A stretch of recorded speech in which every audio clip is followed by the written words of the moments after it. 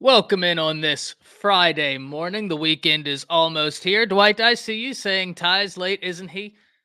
A wizard is never late or early. He arrives precisely when he means to. All right? Remember that. Remember that.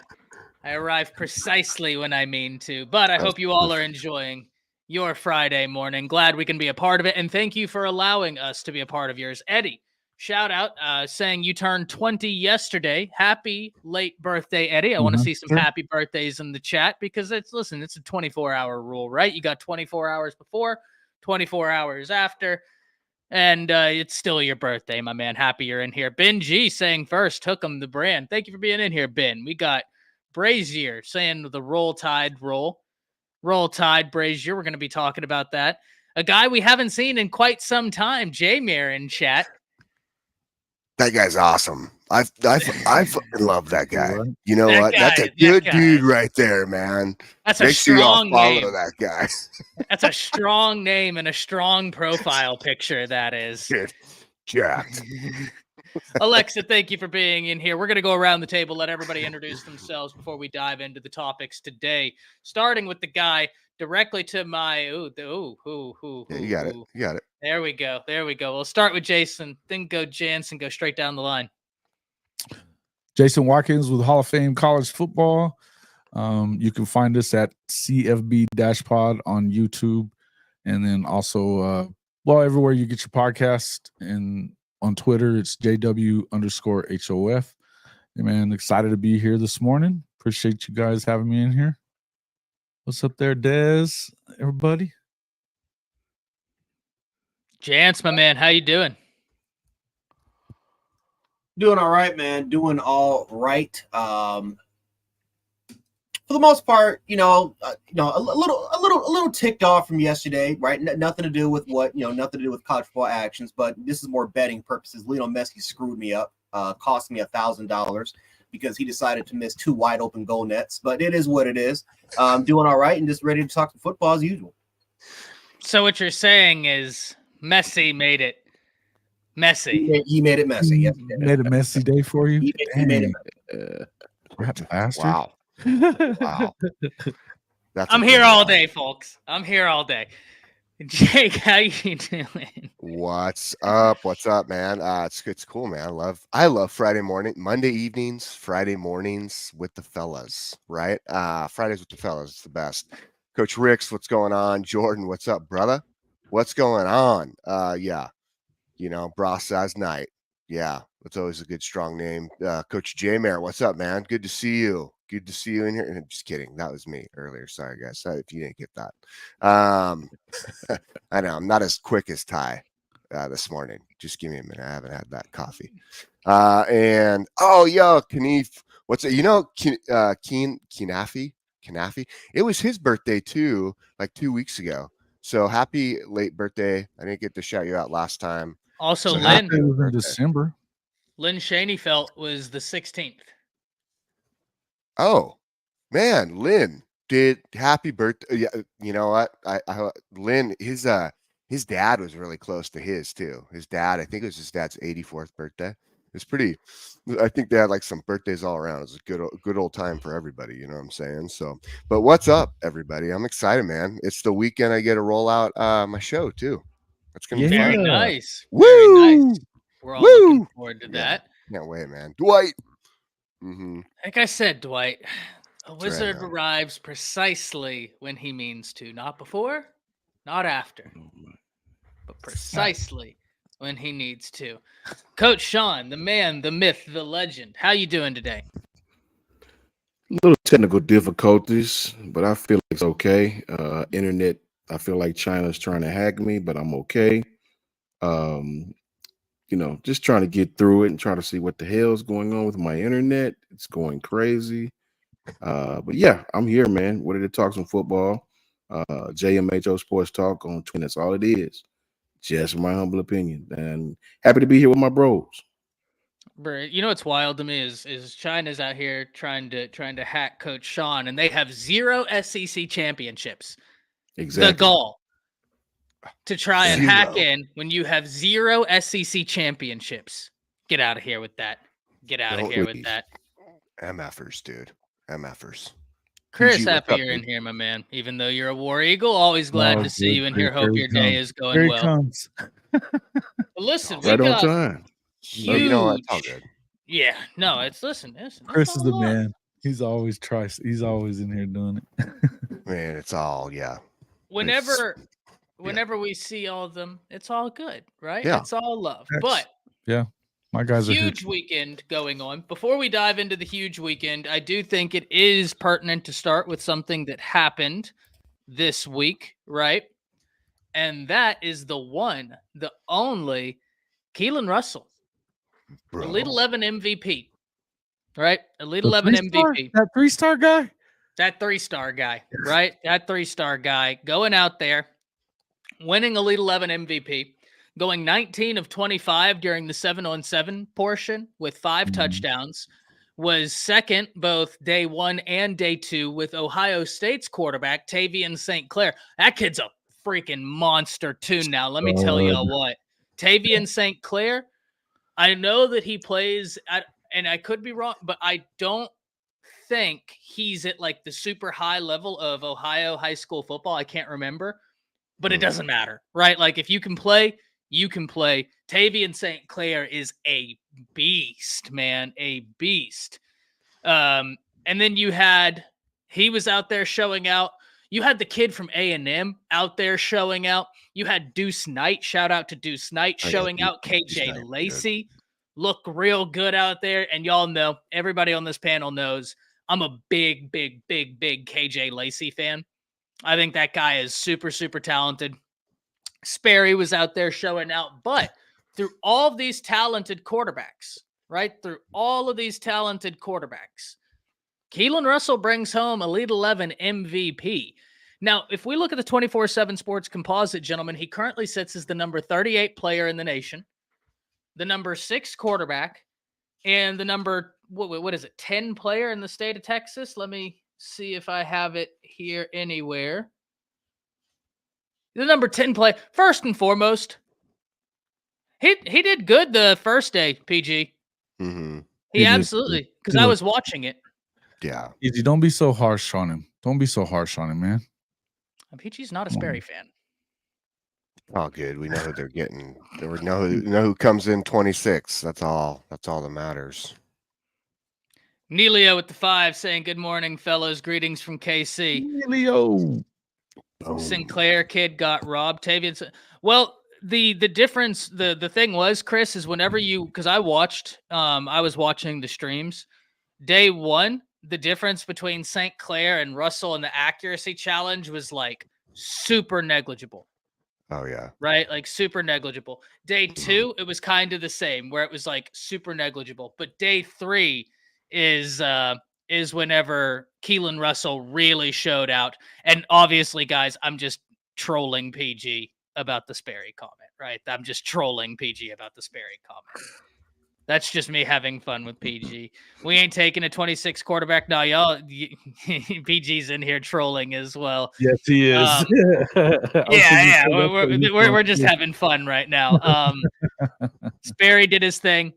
Day 1, like I didn't really hone in, I'm going to be honest, on Sperry day 2 and 3, but I know Sperry day 1 had a pretty good showing. But I'm telling you this, guys, this quarterback class is insane. I think it's better than that Nico Jackson Arnold. I'm not saying that any one quarterback is better than that. I'm saying top to bottom. In that class, I thought there was like 6 quarterbacks that were exceptional. I think there's like 12 to 14 quarterbacks in this class. Really good. They're really that good. are exceptional quarterbacks. So I want to hear from everybody. First and foremost, does Russell earn his 5th star? And then 2, were you surprised that he ended up bringing it home? I wasn't surprised. The guy's doing everything right. I mean, he's back to back. He's 29-1. He's won back-to-back state championships in Texas 6A. I mean, despite what some people seem to think down in Baton Rouge, I think that he has proven at every step of the way that he is up for the challenge, and he throws it well. He moves well. I think that Yeah, it doesn't surprise me at all. It doesn't surprise me at all.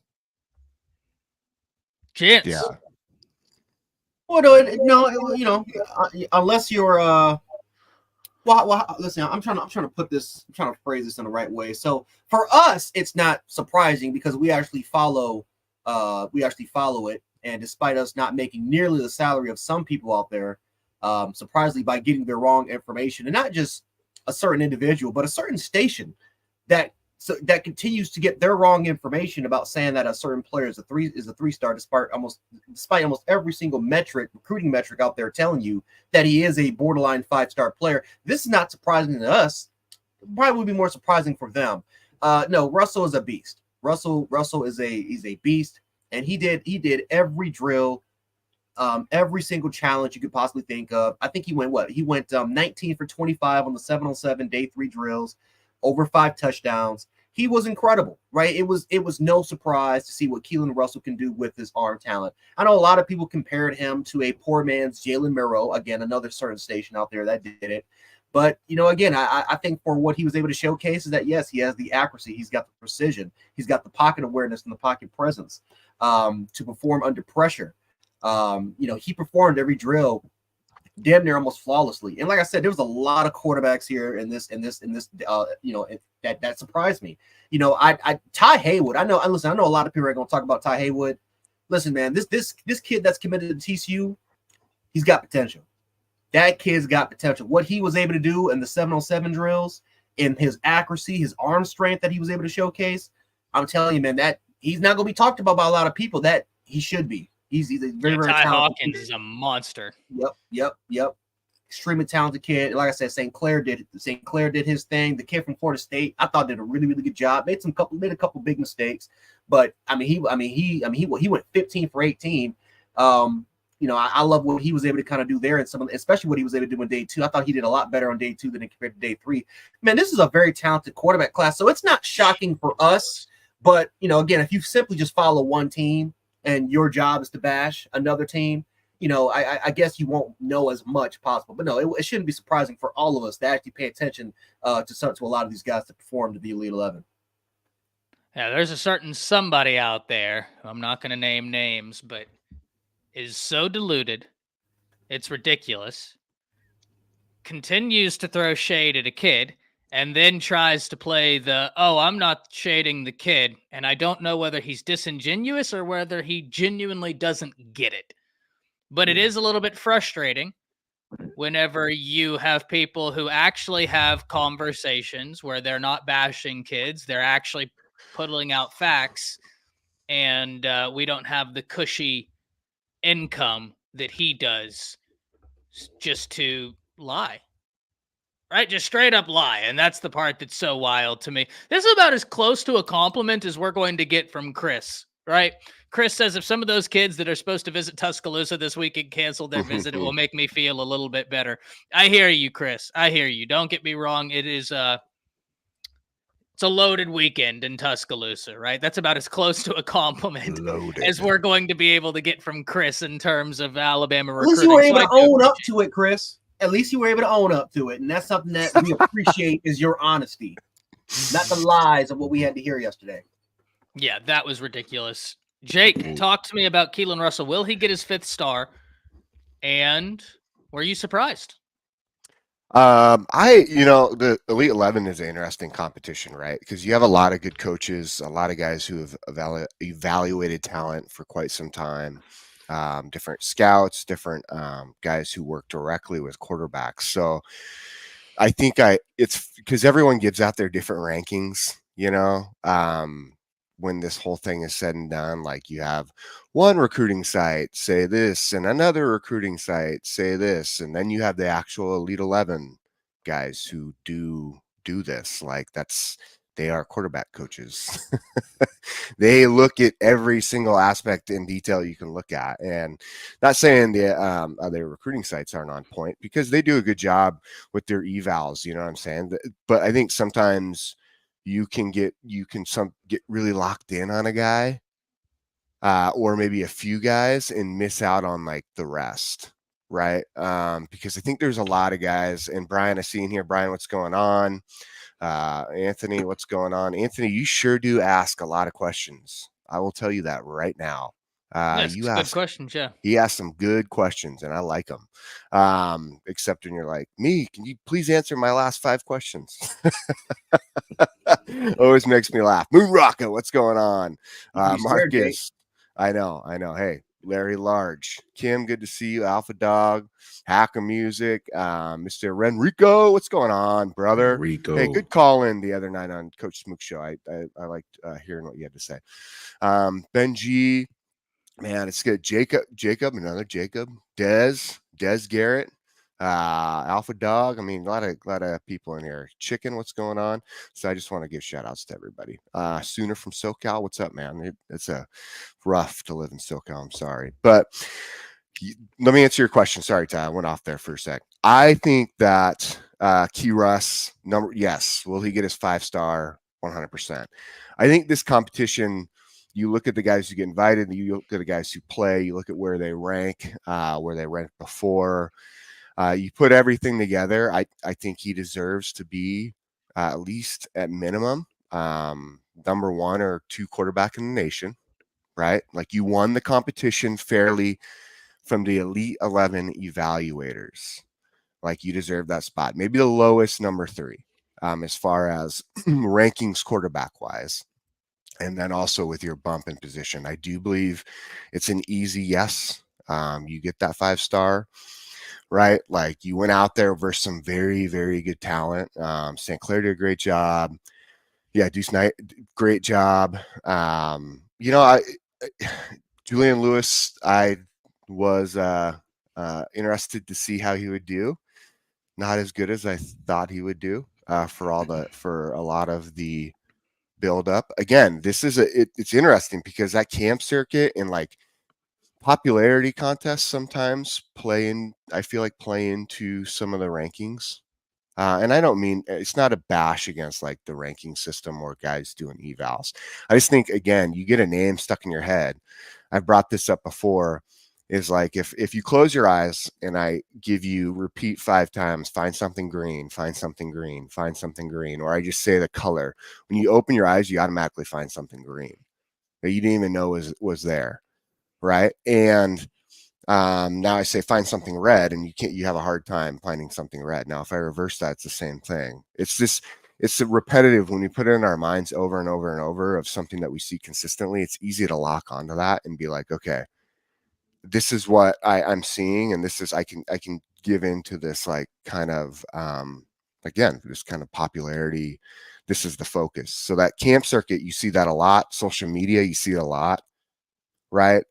And I just don't think with Key Russ, I think you saw it, but I think at first though he had to get out there a little bit and get kind of that notice as far as maybe the camp circuit, playing against some competition from the standpoint of guys at camps and stuff and who they're seeing, because he's already playing against competition in high school. Don't get me wrong. But did I think overall he would win it? There's some really good quarterbacks, but I'll tell you what, one thing I've noticed with him and why he fits Bama, why he fits DeBoer in the system that they have, the dude's a winner and winners win.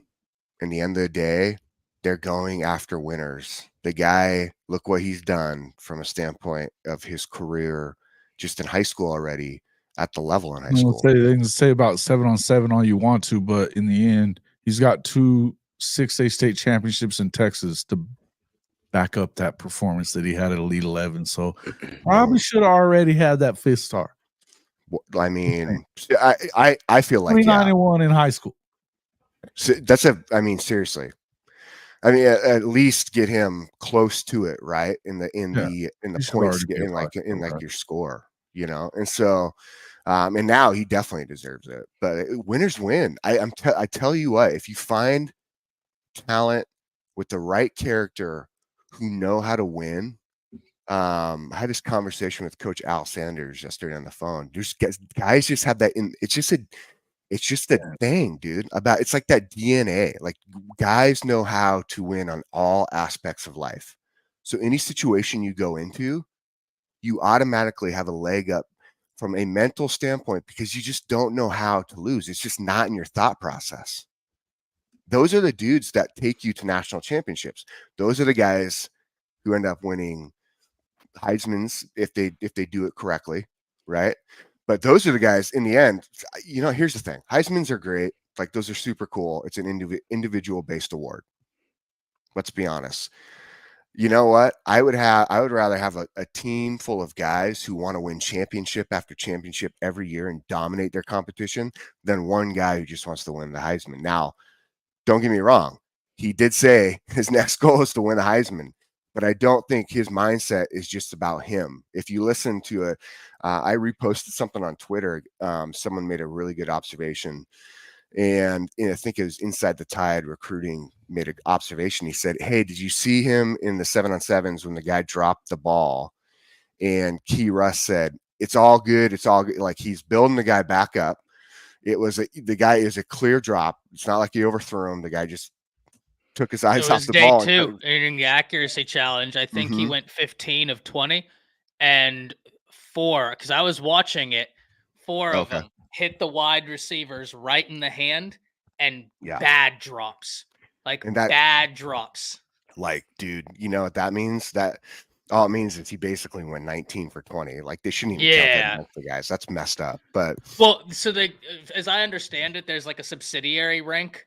Or like a system. So like they had the completions, but then even because Tavian St. Clair, I'm going to be 100. He had the same thing. He went 16 of 19, and he had 2 or 3 where his wide receivers just a drop, right? Hit him right in the hands. Great throw, and they didn't bring it in. But that's why even with that drops, Keelan Russell was still like a hair behind Tavian St. Clair day 1 and 2 because it was like a 1A, 1B situation. And let me hit this donation real fast before we get way too far behind in chat. Brandon says, "I'm late, was watching Jason's show from last night. That Fighting Irish fan was great. Keelan will get a 5th star. Did you see his recruiting pitch? Huge weekend, Roll Tide." Thank you for the 1999, Jacob or Brandon. And then backing it up, I was looking at Jacob's comment next. Brandon says, "Watching, not wasting." Jason, thank you for the 199. And this is what I will say as well before I pass it to Coach Sean. Are we putting too much into the 7-on-7? So I watched the entire thing, Benji. And if you were watching, that's why I say he was 1A to like 1B was Tavian St. Clair and Keelan Russell day 1 and 2. And then when it got to day 3, that's where he really started, like, he was on fire, just absolutely on fire, making plays. That's where he ended up getting it done, right? Oh, dude. I mean, it was impressive. Even as he's going through like the I cannot remember the name of it, as he throws to the boxes, right? They give you it's you take the ball off whether you're in a shotgun or in a snap, and they're like, right before you go, they tell you which box and what the movement is. I cannot remember that name of that drill. But and Auntie Janet, good to see you in here. Good to see you. It's been a minute. Miss Janet, she's just such a good that lady. rail shot? You know about the rail shot? Yes. No, rail shot is the rail shot's the one at the end where it's like basically it's on a dime. You're hitting the dude in the face mask. I mean, it's a straight like it's a bullet. It's a bullet. But I will give a shout out, like Mississippi State's getting the dude. Husan, like Longstreet, like that guy. A&M, isn't he? Is he A&M or Mississippi State? My bad. Maybe it is A&M. I think Longstreet's A&M. Let me check real fast, but I think Longstreet's A&M. He's a monster. You're right. He's you're A&M. right. Yeah, it monster. is A&M. My bad. Dude, it's those damn colors that throw me off. True. Yeah, man. But I'll tell you what, you're right. Like his arm strength, unbelievable. Now, I do feel like it sounds like he has, with that arm strength, you can run into control issues, right? Like really putting your ball in like the right, you just send it with all power, at times you're not going to necessarily get it right into the spot, like that money spot, right? And so but I was impressed with him from like day 1. I thought he would do better after, but in general, I think Matt Zollers was another one day 1 and then kind of fell off going into day 2 and 3. You know, he ended up dropping really low. KJ Lacey did a decent job. Maybe not as big as obviously the others, but he did pretty. I mean, everybody looked for the most part really like good, right? They're all developable, they're all studs, but you really break it down to your top 3 guys, like yeah, I mean, you got, you know, Sinclair, you got Deuce, and then you got well, obviously number 1 is Key Russ. So it was cool to see, and exactly from a champion's mindset what I expected. So Coach Sean, were you surprised at how Russell performed, and will he get his 5th star? I wasn't surprised at all. First, shout out to B Sharp, man. Shout out to Moon Rocker, Kimberly, Larry Large, Mr. Enrico's in here, Auntie Janet. Man, it's good to see y'all, man. So good to see you guys, man. Roll Tide to you. I wasn't surprised at all because I know what I'm watching. My eyes don't lie to me, and my Bama fandom don't make me lie to myself about it. Listen, man, when you're talking about quarterback, you're talking about the ability to throw the ball, right? First and foremost, deep outs, comebacks, digs, seams, without loft. Do you understand what I'm saying? Without loft, accuracy, arm strength, release point, physical measurables. What else? Work ethic, instinct. Do you have all of this? Just can you flat out play, man? Right? yeah, This kid can play, man. Right? He can play. The haters can say what they want to say. This kid has all the tools to be just as good as any quarterback we've had, including Tua, including Jalen, including Bryce. Right? He has the tools. He has that. He has a very quick release.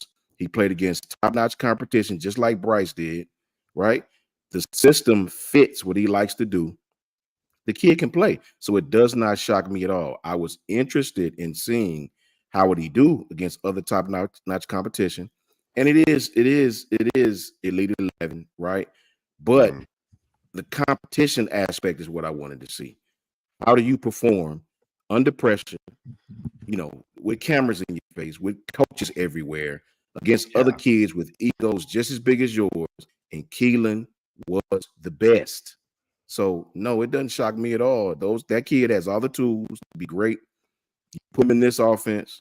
You put him with a logic offense. It's very similar to what he's doing now. A lot of mesh routes, a lot of comebacks. Like I said, a lot of seams, play action over the top. This kid can be successful. This kid can be successful, and doesn't shock me at all. That's not me being a Bama fan. It's just me being an honest evaluator. Yeah, we had Anthony asking, since I was watching the Elite 11, where is Luke Nickel ranked? He did his thing. You know how I feel about Luke Nickel, Anthony. I think that he is a really solid coach. I think that this is an insane quarterback class. PG, if you're still in here, I do think that, like, listen, that 2023 class was incredible, but I do think there could be an argument that this class is at the very least just as good, right? I mean, it is absolutely insane. Pretty deep, man. The depth of it is really. But I also think that class that we're talking about is really good too. When you start thinking about the guys, very. But like, you had George McIntyre, who unfortunately got injured, wasn't able to participate. Sure. The Tennessee quarterback, I really like his game. Deuce Knight looked good. Yeah, right. I'm like excited about him, man. Oh, as he should be. Deuce Knight looked really, really, really good. KJ Lacey, y'all know how I feel about him. I think he did good. Malik Washington. Yeah, he's uncommitted too. Good. Yeah, and right now 24/7 Sports has him a prediction into Maryland. He looked really, really good. FSU's quarterback went out there and did his thing. I mean, it's a great quarterback class. Listen, if you need a quarterback, this is a class to get one, because I think top to bottom, absolutely jam-packed with talent. We love to see it, and it's awesome getting to watch them. The quarterback is going to land in a week. You're talking about O'Neal. Yeah, O'Neal, 26. That 26 class is insane, too. Texas just got Diabell. Diabell is a monster, absolute monster. plays in a great high school competition, right? Like, so you already know that he's going to translate. Bama is bringing in, I didn't realize this, guys, Yeah. but Bama is bringing in, oh God, the name just escaped me. Faison Brandon. Faison Brandon, and he's the #1 quarterback in the class of 2026. And I was like, oh shoot. So after Russell commits, like, you're just hopping on in here, huh? Okay. Love to see that. We're interested to see how that visit goes. But yeah, this next quarterback class is going to be insane as well. Faison Brander, Ryder Loins, Dia Bell, Jaden O'Neal, right? Like, just off the top of my head, some guys that like are beasts, absolute beasts. Jaden O'Neal's good. Yeah, he is. Like Jaden O'Neal is, yo, Bishop, what's up, man? Bishop but Frank. yeah, Jaden O'Neal is legit. Like, if Oklahoma grabs him, which I mean, I think they will. I mean, he's kind of like locked. It's a lot. I think he's their guy. That's what I feel like with Faison Brandon in Alabama. I'm going to be honest with you. Like, this is like, I don't even know how many times he's been here now. I want to say like fifth time since the new staff's been here. I mean, this guy is like, yes, it's a lot. He's here earlier, camped. I mean, dude, it's a lot. Like, this guy, there people are saying this is all speculation. So don't, everybody, this is just an opinion-based speculation. But there's a lot of rumors around the fact of him committing like sooner rather than later. And if that's the case, whenever you nail down your quarterback for your class, we're seeing it right now. I talked about this before, if you guys don't remember, but I had brought this up about we just need to see our quarterback commit, and then we'll start to see all these other, like the wide receivers come in. We'll start to see everything else. That quarterback of your class is very, very, very important to get all the rest. Look at this. Guys like Ackland Deer, who I really feel like he's a flip. I mean, I'm going to be honest with you guys. I feel like Ackland Deer is a flip. And you look at the wide receiver group. I mean, this is crazy, man. Oh, Coach Rick's all right. To give you clarity on the 7-on-7, it's very impressive for a quarterback to go into competition with different players and ask him to gel on route running, timing. It's impressive. Ah, man, that's good. Coach Sean, you could probably love that, Coach Rick. Yeah. I mean, that's kind of what I was saying. I mean, remember, you go into these competitions, accuracy is important, man. So an important physical quality. Poise, hitting the target on short, medium, long routes without making receivers work. Ability to deliver a catchable ball, touch when it needs to be, leading a receiver, deep ball, velocity, timing. Yeah, you got to know to play quarterback at that level with kids you don't know in an offense like that, on pass concepts like that. It's very, very impressive, man. I know it's just 7-on-7 style, Elite 11 style, but it does show you the physical tools that Keelan Russell has. All these, I seen where that young man, he posted some guys who won 7-on-7 or did well on Elite 11 who hadn't did well in college. Well, what he didn't tell y'all is a lot of those quarterbacks that he posted, they didn't fail because of talent. They failed because they were on sucky teams and in sucky situations, right? Yeah. So, it wasn't because of their talent. These kids were talented, still talented. But if you put a talented quarterback and you don't surround him with like-minded talent, it doesn't work, man. That's why Keelan coming to Bama is such a great fit, and the haters know it. Trust me.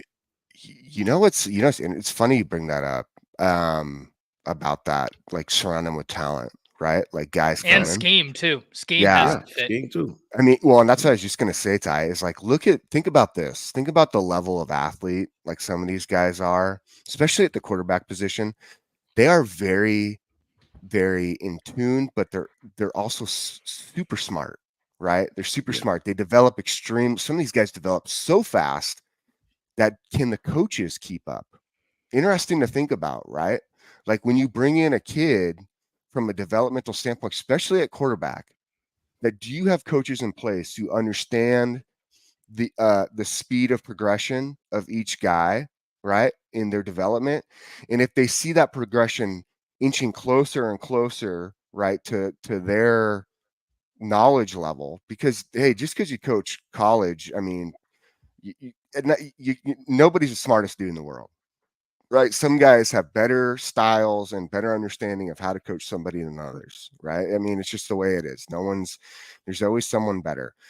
But it's a good point of saying, like, are you recruiting to your ability to coach? Like, does there come a point where a kid is so good that his development is slowed because you don't have the right concepts, because you don't see just how smart or just how much growth this guy or how fast this guy is growing. You know what I'm saying? It's an interesting concept to think about.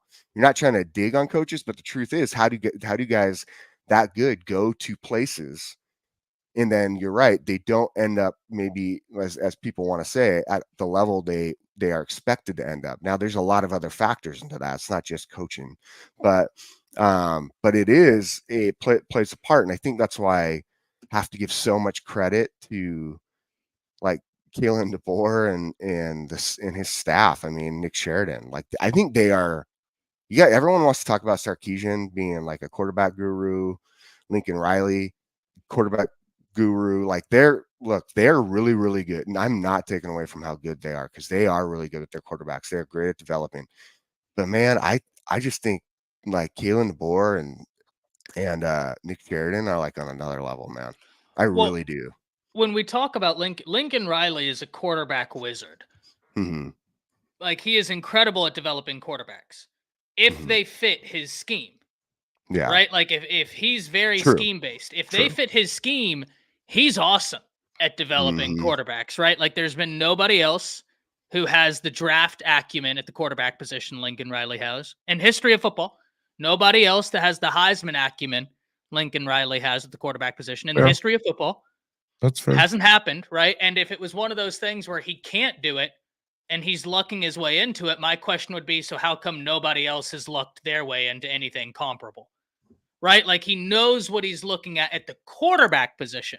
I don't know that he knows what he's looking at, though, Ty, because he's getting guys that he didn't want Caleb Williams. He did not want Caleb Williams at all. He wanted Caleb. They had Brock, and then he offered Caleb. He wanted Brock Vandegrift, and that's who he was trying to get. So he also wanted Caleb. He extended the offer and all of that. Like, he knows when they have a mobile quarterback. Left. Not till after Vandegrift was already going to Georgia. Yeah, but that's Riley's, right? So I've frozen, but that's not, like, you're right, but not. We're purposely leaving out nuance to make the point, right? And here's what I'm meaning. Let me get through this. Lincoln Riley always goes after one quarterback and one quarterback only every other class. So once he has his guy, that's the end of that.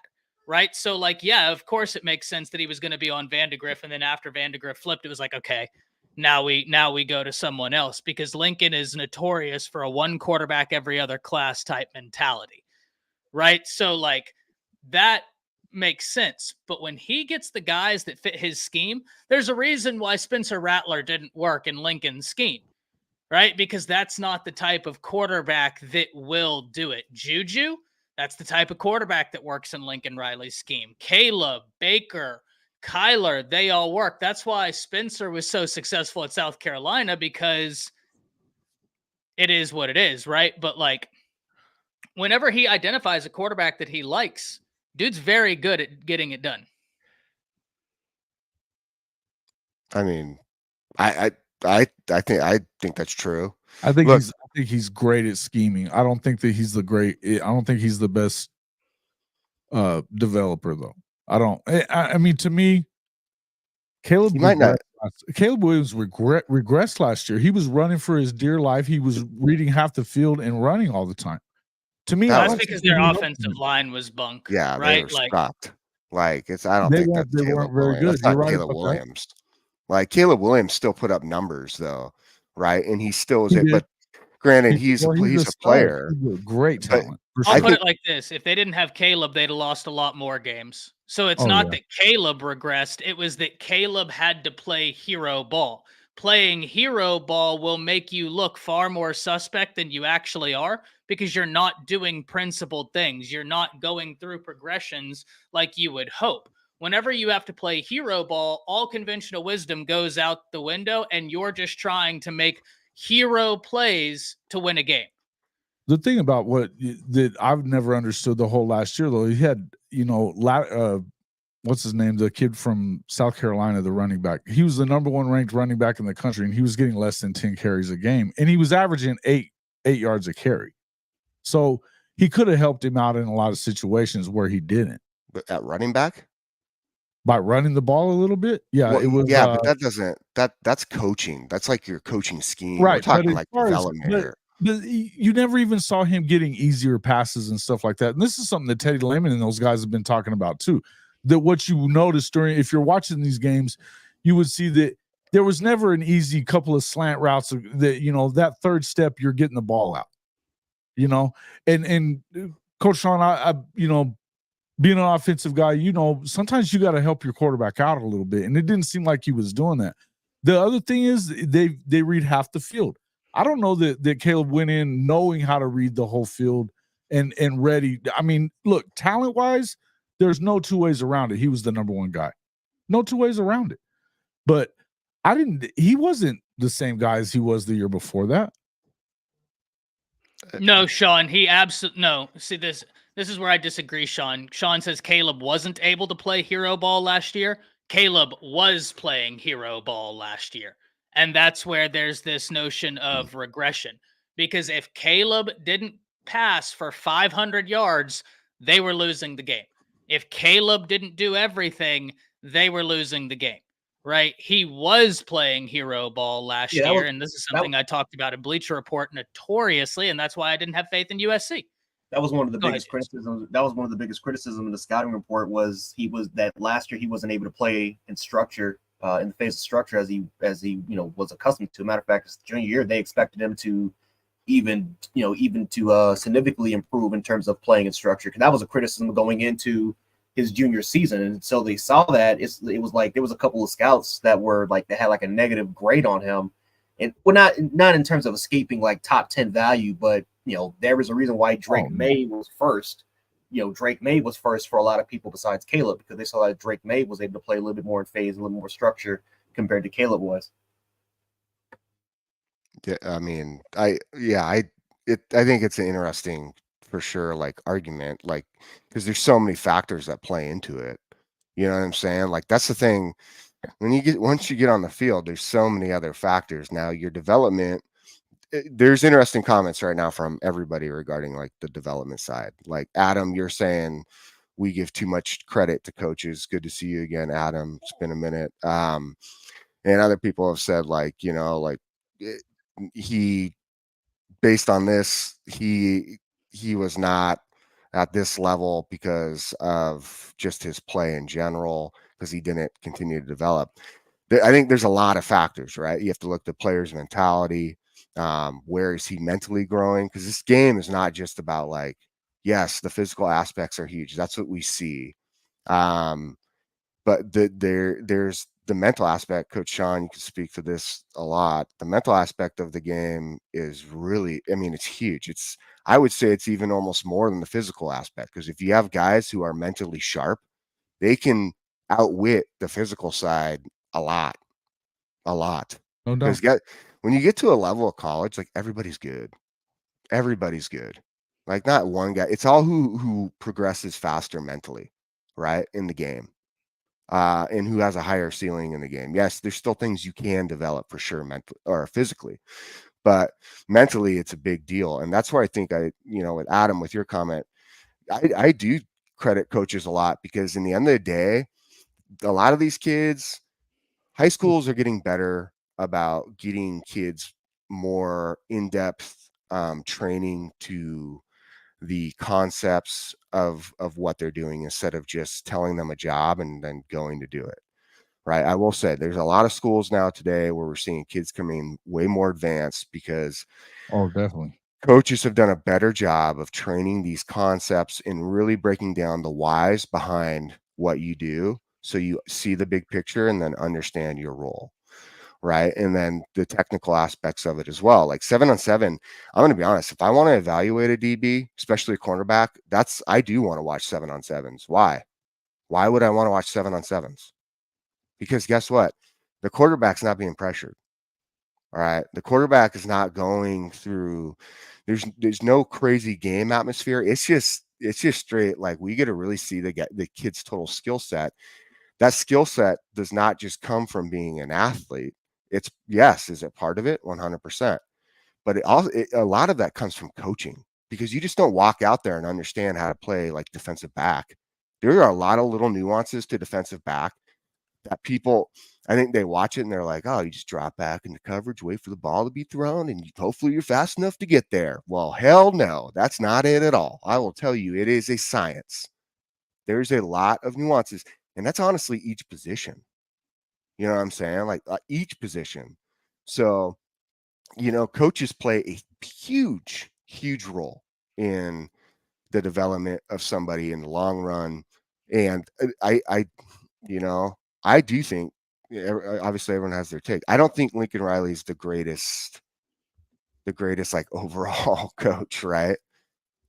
But I No, I do think he's think, got the best schemes. I think that he can scheme with the best of them. That's I mean, what he's he a good, does very he's well. a good X's and O's guy. Okay. But Facts. I mean, I still think though, he develops well. I think, Yeah, there's no question about that. Like, listen. Bias aside, yeah. he develops quarterback well. Don't If throw he that didn't, at me as a bias, that's not what I'm doing. That's not what well, I'm doing. There were I things that we saw respectfully, I differently think out that of there him is a out of level of OU. like, yeah, That's not sure, what we're doing. no doubt. But I think that listen, there's one, like, Jake has no affiliation with any OU, like Lincoln Riley. I don't. Come on. I don't think there's any question that he's not a good head coach, right? Mhm. That's not in the question. I don't think he's a Right. program builder. I think he's great with X's and O's, and he has proved to be a really good quarterback developer. You don't walk into 3 number 1 picks at the quarterback position and 3 Heisman Trophy winners without doing that. And if that's the case, if that just falls in your lap, how come it's never happened before? Because it hasn't happened before, it can't happen. Wait. And by the way, we just got done talking about Kyler Murray and what he did in high school. That guy was already ready to be in that situation. And he got to sit behind Baker Mayfield, which helped him to develop as well. And Baker Mayfield was playing and was developed by who? Baker Mayfield was already really good when he got there too. He went out there and didn't he walk on? He walked on and won 7 games as a true freshman at Texas Tech. That's more games than Cliff Kingsbury ever won without him, and including with Patrick Mahomes. So would you tell me that, because here's the thing, Patrick Mahomes is clearly the best player in the NFL right now, is he not? He's great. Without a doubt. Best quarterback. Yeah, I wouldn't say best quarterback in the NFL. I just, not necessarily player, but pretty close. But best quarterback in the NFL. Was that because of Cliff Kingsbury? It wasn't. I mean, like Jake just said, coaching goes into it. Yeah, I mean, and he played listen, at the end of the day, there is I get it. Lincoln doesn't do good at this. Here's my question, Jason. If Lincoln isn't a great quarterback developer, we all know that Nick Saban had an unbelievable relationship with Jalen Hurts. Mm-hmm. How did Jalen Hurts end up at OU? Nick Saban told him, who does the best quarterback developing? Yeah. Lincoln. So if the GOAT looks at you and he says was going to run an if offense. players I think there's a difference between what you run as an offense and the position that you put players in versus whether or not you develop them into they're ready for the next level. I think there's a difference there, because I don't know that automatically that any of those guys were ready for the next level because of it. And we haven't seen anything about Caleb Williams aside from his little 7-5 season that they just got done with, when they had more talent on the team and they weren't as good. So we're going to see. I know that they also lost most of their wide receiver talent. Come on. Jordan Addison wasn't there. They didn't have near the wide receiver. They didn't have near the wide receiver talent. They still had Mario, the guys that had already been there. Mario wasn't like that guy. Branch was a true freshman and was hurt most of the season. Okay. I don't think they had, like, talent-wise, USC look, we all want to look at USC and say they should be a powerhouse. Well, USC got destroyed because of what happened with coaching, right? Like, the coaches before Lincoln Riley were, who was good? What I would Be careful. tell you about what you were talking about Jalen though, what Lincoln knew was not to put Jalen in certain positions. Don't have him throwing the ball in that 10 to 15, 20 yard range, but have him throw deep balls and short stuff. When he could get him out of trouble. I saw it a million times every time that they played that year. As much as, I mean, look, I like Jalen Hurts, but he's not that accurate. He's still not a super accurate passer in that 10 to 20 yard range. He's just not. You don't want him throwing that sideline, that out route from that 15 yard range. You just don't want him throwing it because his accuracy is not going to be good enough to not get picked off in the NFL. It even hurt him. There was times that you could tell that Lincoln had to change up what he was doing and keep him out of trouble, a la the Baylor game. Mm-hmm. The second half of that game, he put him in no danger. And I've always said that Lincoln can take his scheme and change up as he needs to help his players out. I don't think that that's necessarily developing though.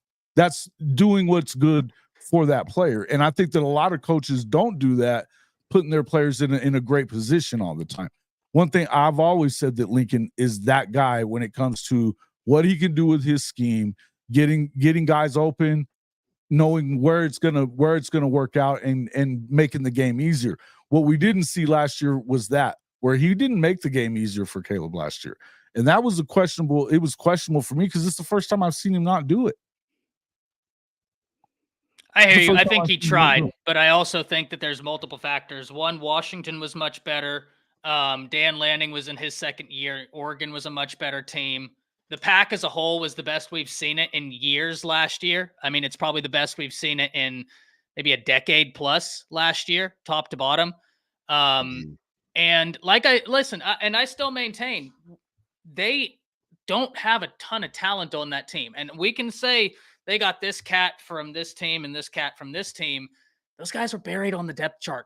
Like outside of a select few guys, it's not like principled starters were going to USC. A few did, but a lot of the guys that transferred there from these big time schools went there and they have since transferred again. And if they were that dude, I don't think they'd be on transfer number 3, 4, right? Like that's just kind of one of those things. Coach Sean, I did want to get your input on this because you're an offensive guy. And listen, Adam saying like Lincoln got exposed. I agree. I don't think Lincoln's a great head coach, right? I don't think that Lincoln is a a program builder. And I don't think that he is going to just be like super successful. But I do think that the dude's been able to do great work with quarterbacks, right? Like I don't know how we could argue anything counter to that. Coach Sean, what's your thoughts on this? You're the offensive guy on the panel. Yeah, if I had to guess, and this is only an assumption, I would guess that Lincoln doesn't spend a lot of time in defensive meetings. He can't possibly because there's no way a defense is going to be that far behind an offense. You know, you always have one side of the ball that's a little bit more talented than the other. But there's been some times when Oklahoma's defense was just not very good, man. And when I watch USC, I don't have a clue what those guys are doing on defense. I tried to put my finger on it as if I was attacking their defense. I don't have a damn clue what they're doing at USC right now. So that would lend me to believe that he doesn't spend a lot of time in the defensive meetings. Obviously, every head coach will come in and talk and put their stamp on it. But I would love to believe that this guy's not like Coach Saban, who's a defensive coach, but Coach Saban was in every meeting. This guy's in every meeting. He got his hands on everything. He needs to know what you're running. He needs to see the play script before we go on Saturdays and practice through the week. I need to know the play script we're going to use against this team. I don't think Lincoln does that. I think he's so wrapped up in offense and so good offensively, quarterback-wise, scheme-wise, third down-wise, that I think his defense suffers a lot. I don't even think he understands by running his offense in certain situations that you're putting your defense in jeopardy a lot. So I know he doesn't have a lot to do with that defensive scheme. So I agree. I also agree with what Jake said. I know playing running back, and I played at the HBCU, but I played with 7 guys who went to the NFL, you know, including Robert Mathis and Kenyon Hambrick. I played with both of those guys. Can call them now. You know, it's different when you get to college, man. When I got to college, I didn't ever have to block nobody, right? I didn't understand pass protection as most running backs don't. I didn't understand how to turn a wheel route and cut back across the formation based off how the defense is lined up. That's film study. We watched film in high school, but I didn't pay attention, man. I just knew 34 counter was mine. 38 sweep is mine. 31 dive is mine. I didn't worry about none of that stuff. You know what I mean? It's different in college because you have to know every aspect of what the hell's going on. You have to know what the coverage is. You got to understand where they're lining up at, what to do. You know, flipping the formation to pass protect on the other side from the original side that you lined up on. Who to pick up when 2 people are blitzing at the same time. It's just totally different in college, man. Totally different. You know, you really have to understand, and coaches make the difference. I've had running back coaches that really didn't want to be there. They just was out there for a check. I've also had running back coaches that were so good that they ended up going Division I, and 2 of them are in the NFL now that coach me. So I know good coaching from bad coaching, and that has a lot to do with player development. So yeah, I agree. I think until Lincoln has a bigger role on the defensive side of the ball as a team, I don't think he'll ever win a championship. He'll always have these great quarterbacks, offenses, you know, but their defense, dude, listen, if Oklahoma should have probably had about guys, they're going to come to you, right? When you've got a Yeah, couple man. of Heisman guys in the Yeah. already behind Yeah. you, they're going to show up really Yeah, they're good. gonna show up and come to you because of your reputation, and you're just that good. I mean, it's like Ty said, you develop them well. But Oklahoma should probably have at least 2 natties, probably, right? If you just put them a logical, sound, like-minded defense on the field, right?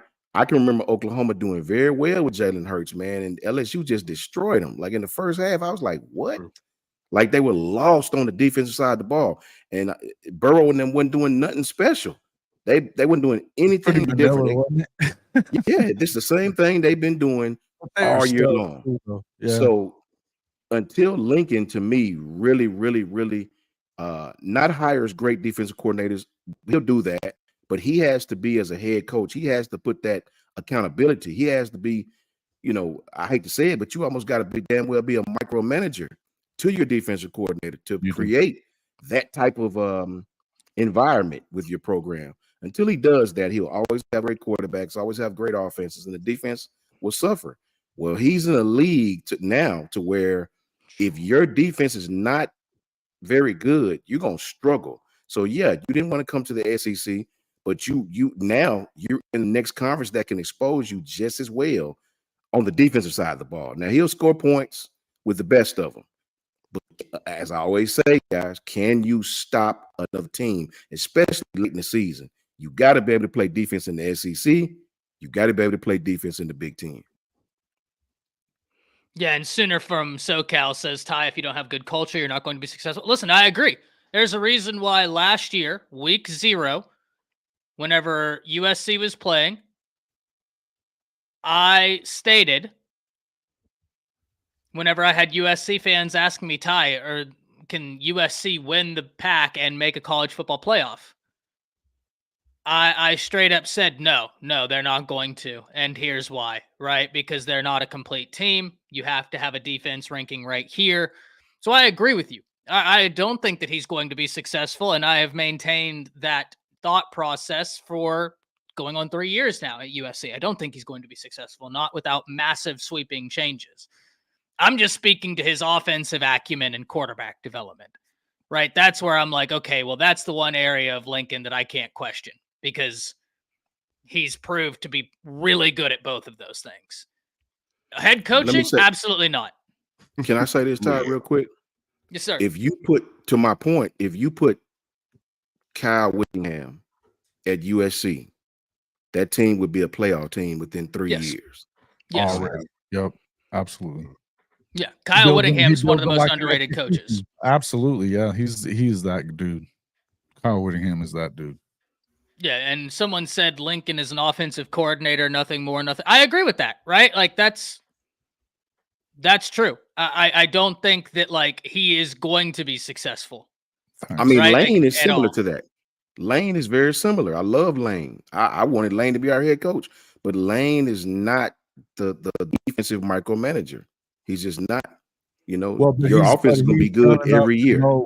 He knows enough to run the ball more though, and I mean, working with Coach Saban did a lot of things for him and Sark.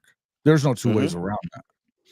You know, I would say that working with Coach Saban was huge for both of them. Facts. I think it was huge for a lot of guys aside from them as well. But I would think that if you ever got your opportunity, that's where a guy like Lincoln could get some help. I've said this a bunch of times. He's kind of ran out of mentors. When Leach passed away, there wasn't really anybody left to talk to him. Yeah. You know, after the way that he left Oklahoma, Stoops obviously isn't going to talk to him. They're not going to, you know, there's not going to be any help coming from there. And even though they don't say anything out loud or anything like that about him, but the way that he left there, that wasn't never. But when Leach passed away, that hurt him, and he doesn't know what to do. You know, or you don't have mentors out there and those old coaches that you used to be with, because most of those guys aren't. I mean, what do they got? Maybe Ruffin McNeil, but Ruffin, I mean, you know, look, he doesn't know how to deal with the blue blood because he never coached at one either, except for when he was there with Lincoln at OU. So his, you know, that's tough for him as well.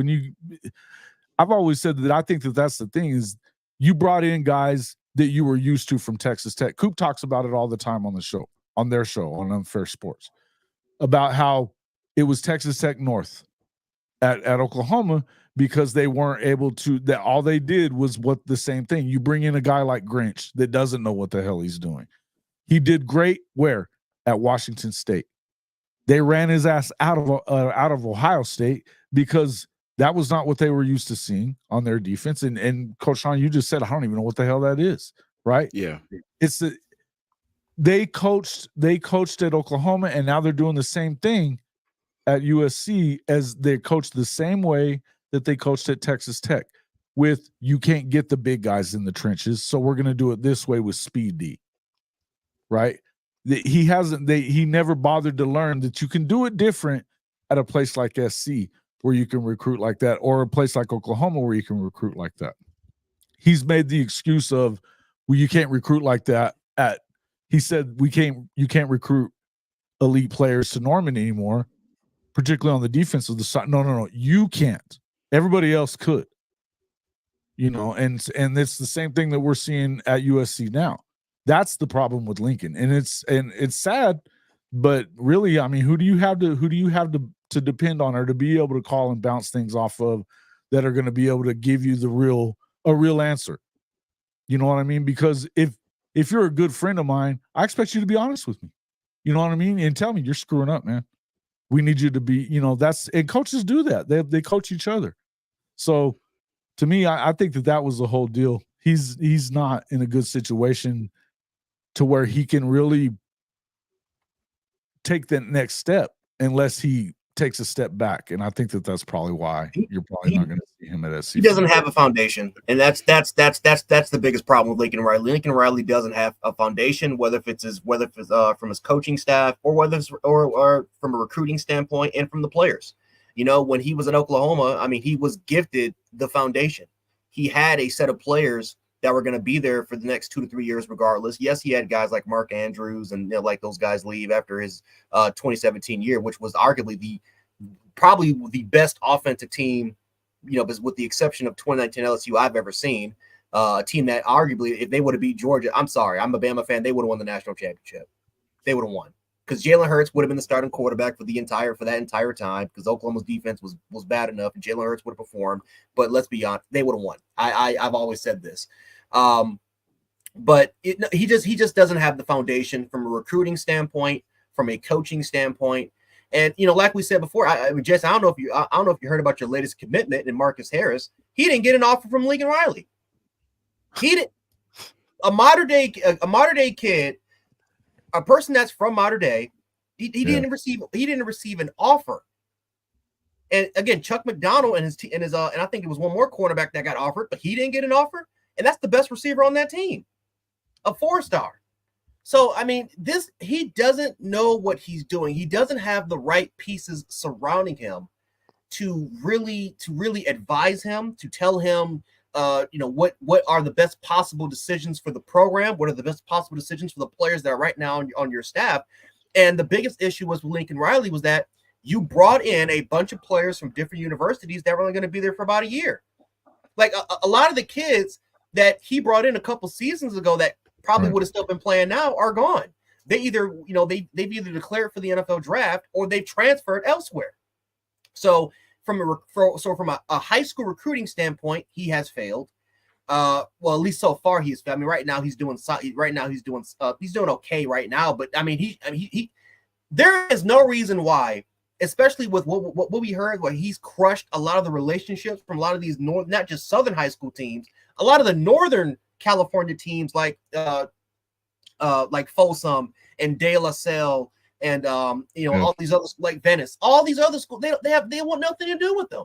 They don't want these coaches to be to be even talking to these kids. Why? Something internally, something's been, again, it could be rumor, but based off what we've seen so far and the lack of kids that have been offered for 25 and 26 in the state of California, there's something going on that we don't know about.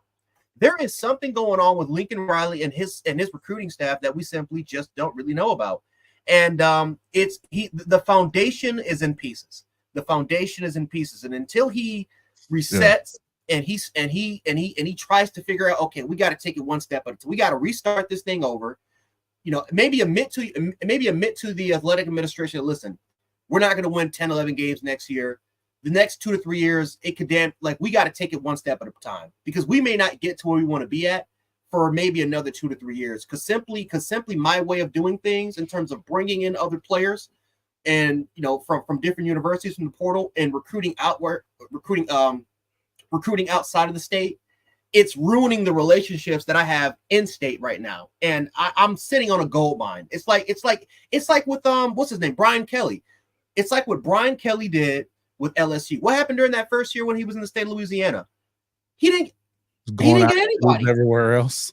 He recruited elsewhere besides recruiting his own state, and it pissed off University Lab. It pissed off the other lab school. It pissed off St. John Curtis. It pissed off all these other schools. Matter of fact, it's a big reason why Archie Manning didn't even want to go to LSU in the first place, because they didn't take him seriously. So it's just one of those cases, guys, where Lincoln Riley just doesn't. He is so used to everything help benefiting him to a point where he doesn't have to put in the work, where he can just simply focus on the X's and O's and how we can develop certain players, that he's ignored everything else. Now that he's in a situation where he actually has to put in more work compared to what he thought he could going into USC, now all of a sudden we're starting to figure out now that he is not as good as a coach as we think he can be. So, he has nothing to blame but himself, because he definitely didn't have the runway to that he had at Oklahoma when Stoops left. I mean, he left him everything for 3-4 years out, and it didn't start really coming apart until later on. I mean, they could have definitely won that first year when they played Georgia in the Rose Bowl. They should have won the game. They should have won the Natty. But aside from that, you saw him get smaller and smaller and worse every year. I mean, by the time that it came to when Jalen was the quarterback and they went to go play LSU, I don't know any Oklahoma fans that wanted them in the playoff. I don't know any, because we knew what they were about to run into, because they just weren't stopping anybody still. It was and it's tough to say as an OU fan that, hey, yeah, we didn't want them in the playoff. We didn't. Yeah. We knew they weren't we knew they weren't ready. Yeah. I mean, it's interesting. Lincoln Riley, I think, to be honest, I think it's just one of those subjects like nobody's going to agree upon. Period. They agree that he's not like a good coach, but there's just we go back on Lincoln Riley's back and forth. All of us do, like, so much, because I mean, there are a lot of aspects, right? Like I like Riley as a coach from the offensive side. Do I like him as a head coach? As a coordinator, I think everybody should like him. Yeah, 100%. But I mean, other than that, he has a lot to work on. But I mean, I do want to jump in though. There's a lot going on in recruiting. I don't know if we can pivot, Ty, just because the recruiting right now, especially with what DeBoer's saying, and I have something special that I want to bring up about DeBoer for sure. Yeah, 100%. I do want to address this, though. Adam says, Ty, if hypothetically you coached Texas last year, I would bet money that Texas would have had the same record. Absolutely not. They would have won 2, maybe 3 games. Come like, on, Ty. I get it. I get it, man. Like, at the end of the day, players are making plays, but you got to put them in positions to be successful. You do. And I get what you're doing, Adam, but at the same time, in a way, you're diminishing what Saban or all these great coaches did. And like you had Jake up here who played the game. Coach Sean was telling you how important coaching is. I didn't play, right? But I can tell you how important coaching is. And when guys who played the game, guys who coached the game are telling you how important it is, that's where I'd probably take note. Can I say this to him, Adam? Ty? Yeah, absolutely. Adam, I noticed you brung up Mac earlier. Mac Jones, first year, he had Josh McDaniels, competent offensive scheme, really extenuated Mac's talents. Mac made the Pro Bowl, right? Yeah. Had a very good percentage, great plays. He lost Josh McDaniels and brought in a defensive guy to be his offensive coordinator, and Matt Patricia, right? Mac hadn't been the same since. Didn't even look like himself. Had him throwing sluggo routes on 3rd and 3, right? So if you don't think coaching has to do with a lot, man, I love you to death, Adam, but you have completely missed the boat. Trust me. No. Ask Lamar Jackson. Coaches have everything to do with it. You know, he had a Doug great Collins coach could've in won with college. Michael Jordan and Scottie Bobby Pippen, bro. Petrino. Yeah, I mean, you coaching. Listen, man, coaching is the difference in being Trevor Lawrence and Ryan Leaf, who had a great college career, right? Mhm. You put them in the NFL. One guy has progressed every season, minus an injury or 2 here or there, right? You put him with a like-minded offensive coach, especially now, right? And you see the results, you know, when he's healthy. You see what that team does when he's healthy, right? The Mhm. other guy got with a defensive guy and his career went down. Now, he didn't help it off the field, but it didn't help it. It didn't help it at all. If you don't get with the right coach, man, in college or high school or youth league or pros, you will not succeed the way you should succeed. Bryce Young, we had Bill O'Brien as our offensive coordinator, right? Now, he did some things that Bryce did well. He did that. The problem is he just did too much of it, right? And didn't really use the kid's talent the way he should have, right? So Bryce had a great year, as we all know. Bryce was talented. The things he did worked. Always helps to have Jameson Williams too, right? But Bryce never succeeded as far as winning the big one because the coaches we had did not use him the way he should have been used, right? We had Marquise Mays years back at Alabama. We should have been using that guy the way Percy Harvin was used at Florida. If you don't have the right coaching staff, you may win some accolades. You may win a couple of games there. You'll never win the big one. You got to have both, man. Absolutely. You got to have both.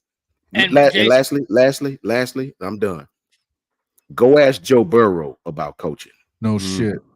Go ask that's Jameson good. Williams. That's a good Jameson one. Williams said, Ohio State taught me how to play. This is his words. Well, that's Ohio State Washington taught me how to play wide receiver. He said, Alabama taught me how to get open. Coaching is extremely important, man. Well, Go ask Washington. Go ask yeah. Washington. When Chris Peterson left, what did they do? I don't know. Well, Adam Down the brought up drain. earlier too. He's like, you know, and it, you know, I know Adam, we're giving you a hard time, and it is, but just Adam to Holmes, trust, love that. yeah, 100%. But like earlier, you said, you know, you bet like that I was over 6 foot and ran a 4.5, 4.6. Yeah, I'm 6'3" and I ran a 4.48. Doesn't mean anything unless I don't understand. If I don't understand the scheme, if I don't understand how to play the position with Good like coaches around you. exactly, like with the specific details and what I'm looking for, then that doesn't mean anything. Great, I'm tall and I'm fast, right? You know, but that doesn't fix that. That doesn't make me a good player, right? It just makes me You tall got to and be fast. developed. No doubt. Yeah. No doubt. So Well, and before we jump in, and Jason, I want you to start with the Champion Barbecue. What you're looking at there, what you're excited for there. The last point I'll say is because Adam, I saw it where you were talking about Coach Saban was a great recruiter, and you're right. Coach Saban was the best recruiter, No doubt. but you know who also assembled on paper, and once again, I think that. And let me be very objective here. I think that there is, you can challenge the recruiting rankings. Are they really indicative of this, that, and the other? That's all well and good. That's fair, and I would agree with that. Jimbo Fisher brought in the best high school football recruiting class of all time. He couldn't coach his way out of a phone booth, right? Like, I hate to be that guy, but Kevin Sumlin was a better coach at A&M than Jimbo was, exponentially so. He had more ranked wins, more road wins, less losses, zero losses to group of fives. Good of a program either. Didn't take over as good of a program and didn't have the talent. Nope. So yeah, it was one of those things where, like, if it was that easy, Jimbo would have won at least a playoff game at Texas A&M because of what he recruited, right? Like, it was an incredible class. So it's Connor, great point. Mario Cristobal. Mm-hmm. Like, Mario is an elite recruiter. Holy cow. That guy's genuinely, if we're talking head coaches, that guy's easily one of the best head coach recruiters in the nation. It's insane how good he is on the trail. But his game management, don't get Jance and I started. It's bad. Trash. Oh, you talking about Neil Boy? Trash. Yeah. Yeah. Mario. Oh, Mario. Yeah, it's not good. But Jason, talk to us about the Champion Barbecue. We're going to talk about some recruiting right now. And exciting things happening at OU. Exciting things. I know Texas, they got Khalil Lockett out there. That's one that I'm watching very, very closely as my camera freezes again. Darn you. Yeah, huge weekend. Talk to us about Champion. A lot of big time recruits coming in, and Coach Sean was talking about a lot of those guys that we've got, but I think the biggest one is obviously for you, Michael Fasusi coming in. That's the guy that you're really looking to get. And then your five-star linemen, that's the offensive linemen are the ones that you haven't pulled just yet during this tenure so far. But I think that's you're kind of seeing where Venables and they're systematically going about where they have to pull their guys. And it was most important to go and get those defensive line guys last year. They got 5 blue chip guys to come in on the D line. That was huge. They've got 5 stars at the quarterback position. They've got 5 stars at the D line position, 2 of them, and they've got one in a safety as well. Benji was saying, did they just give Venables an extension because of his recruiting? No, they gave Venables an extension because of his trajectory. 10-2 in year 2 after the program was not left good. It was not left in good shape. We all know that. He went 10-2 in the second year. He beat Texas in the second year. His trajectory is in a better position than what Sark's was after year 2, both for year 1 and year 2. So that's why you see that's going on. But yeah, the Champion Barbecue is always a huge deal for Oklahoma as far as their recruiting is concerned. He's really made it this kind of sets off it's been right around this time, all 3 of the first few cycles that he's been on, or actually the last 2 cycles, the Champion Barbecue is kind of kicked off when they really start rolling in some of these guys.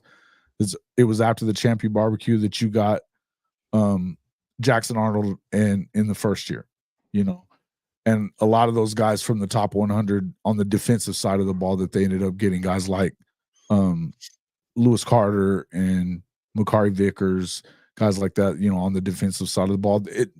And the same with Samuel Omosigo. These are guys that you're expected to see them kind of step up this year, but this is that main event that they have for the summertime that really seems to kind of turn their recruiting into the right thing. Because I know that first year after, obviously the year that they got Jackson, it was a concern because they really hadn't gotten a whole lot of guys throughout the first few months of it, and with spring and all that stuff. They really hadn't gotten anybody. It was a big concern. And, it was right after that time that you started seeing them pick up big time commits, one after the other. June has been a good month. June and July have been big months for Oklahoma. I love this comment from Nelio right here, talking about the extension, saying the way the SEC operates recruiting-wise, other schools would have used that, telling kids his AD had little faith in his craft, or less faith in his craft at the very least. Nelio, I completely understand where you're coming from there. It definitely happens, and it occurs a lot. Yeah, that's why I don't mind the extension at all for Oklahoma, right? Like, I think if you're asking the question, oh, should we have waited a year? I think that's a perfectly fine question to ask. But I also think going into the SEC, you want to let it be known for all the recruits, like, no. We love what we're building right here, right? Like that will generate hype amongst the recruits. So yeah, I don't think that that's a bad move in the slightest, right? I don't think that's a bad move in the slightest. It makes a lot of sense actually if you think about it. Yeah, hopefully so, Brandon. I saw the Courtney tweet. Hopefully that there is good news coming. Hopefully there's good news coming. Because goodness gracious, right? Well, Goodness gracious. You look at like the 5 stars who are all on visits this weekend. You have David Sanders at Ohio State, Decorian Moore is over at Oregon, right? Julian Lewis is visiting Colorado, Khalil Lockett's at Texas, like you said, Babaloa, who I think Oklahoma lands, which would be huge. And I mean, that would give their O-line class, that'd be a good one. You got Josh Petty, the interior offensive lineman who's at Florida State, Lincoln Cure, which is a bummer. I thought Alabama would go after him more, but it's kind of gone away. It feels like a little bit from Cure. I don't know if there's just disinterest or what, but he's at Kansas State. And then, of course, we have all of ours at Alabama, and it's quite the list, my friends. Quite the list. I mean, you look at what they're doing right now. I mean, with BV, I think that was really smart before I jump into Alabama. I think it was a good move to lock him up and give him that contract extension. He's doing a really really good job. And yeah, I think everybody is Nelio. I think that's from that word. But fair enough. Fair enough.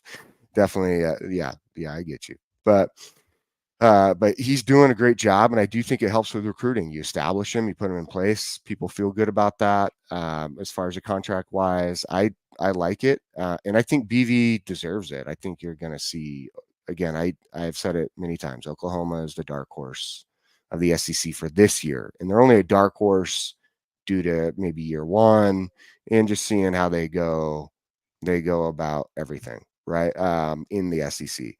I think going forward, though, they will be a team who will be competing right up there with the others for that spot to get an SEC championship. I really do. So before we dive into that, I wanted to hit a few comments. We have, thank you for the $4.99, Coach Rick, saying Bob Stoops left too soon, which forced Lincoln to become a head coach. I believe Lincoln is a great offensive coordinator. 100%. Bishop says Lincoln got rid of Schmitty, which was a mistake, right? And that's one of the things why I said I put out a video not too long ago talking about like some of the things OU needs to do to be successful in the SEC.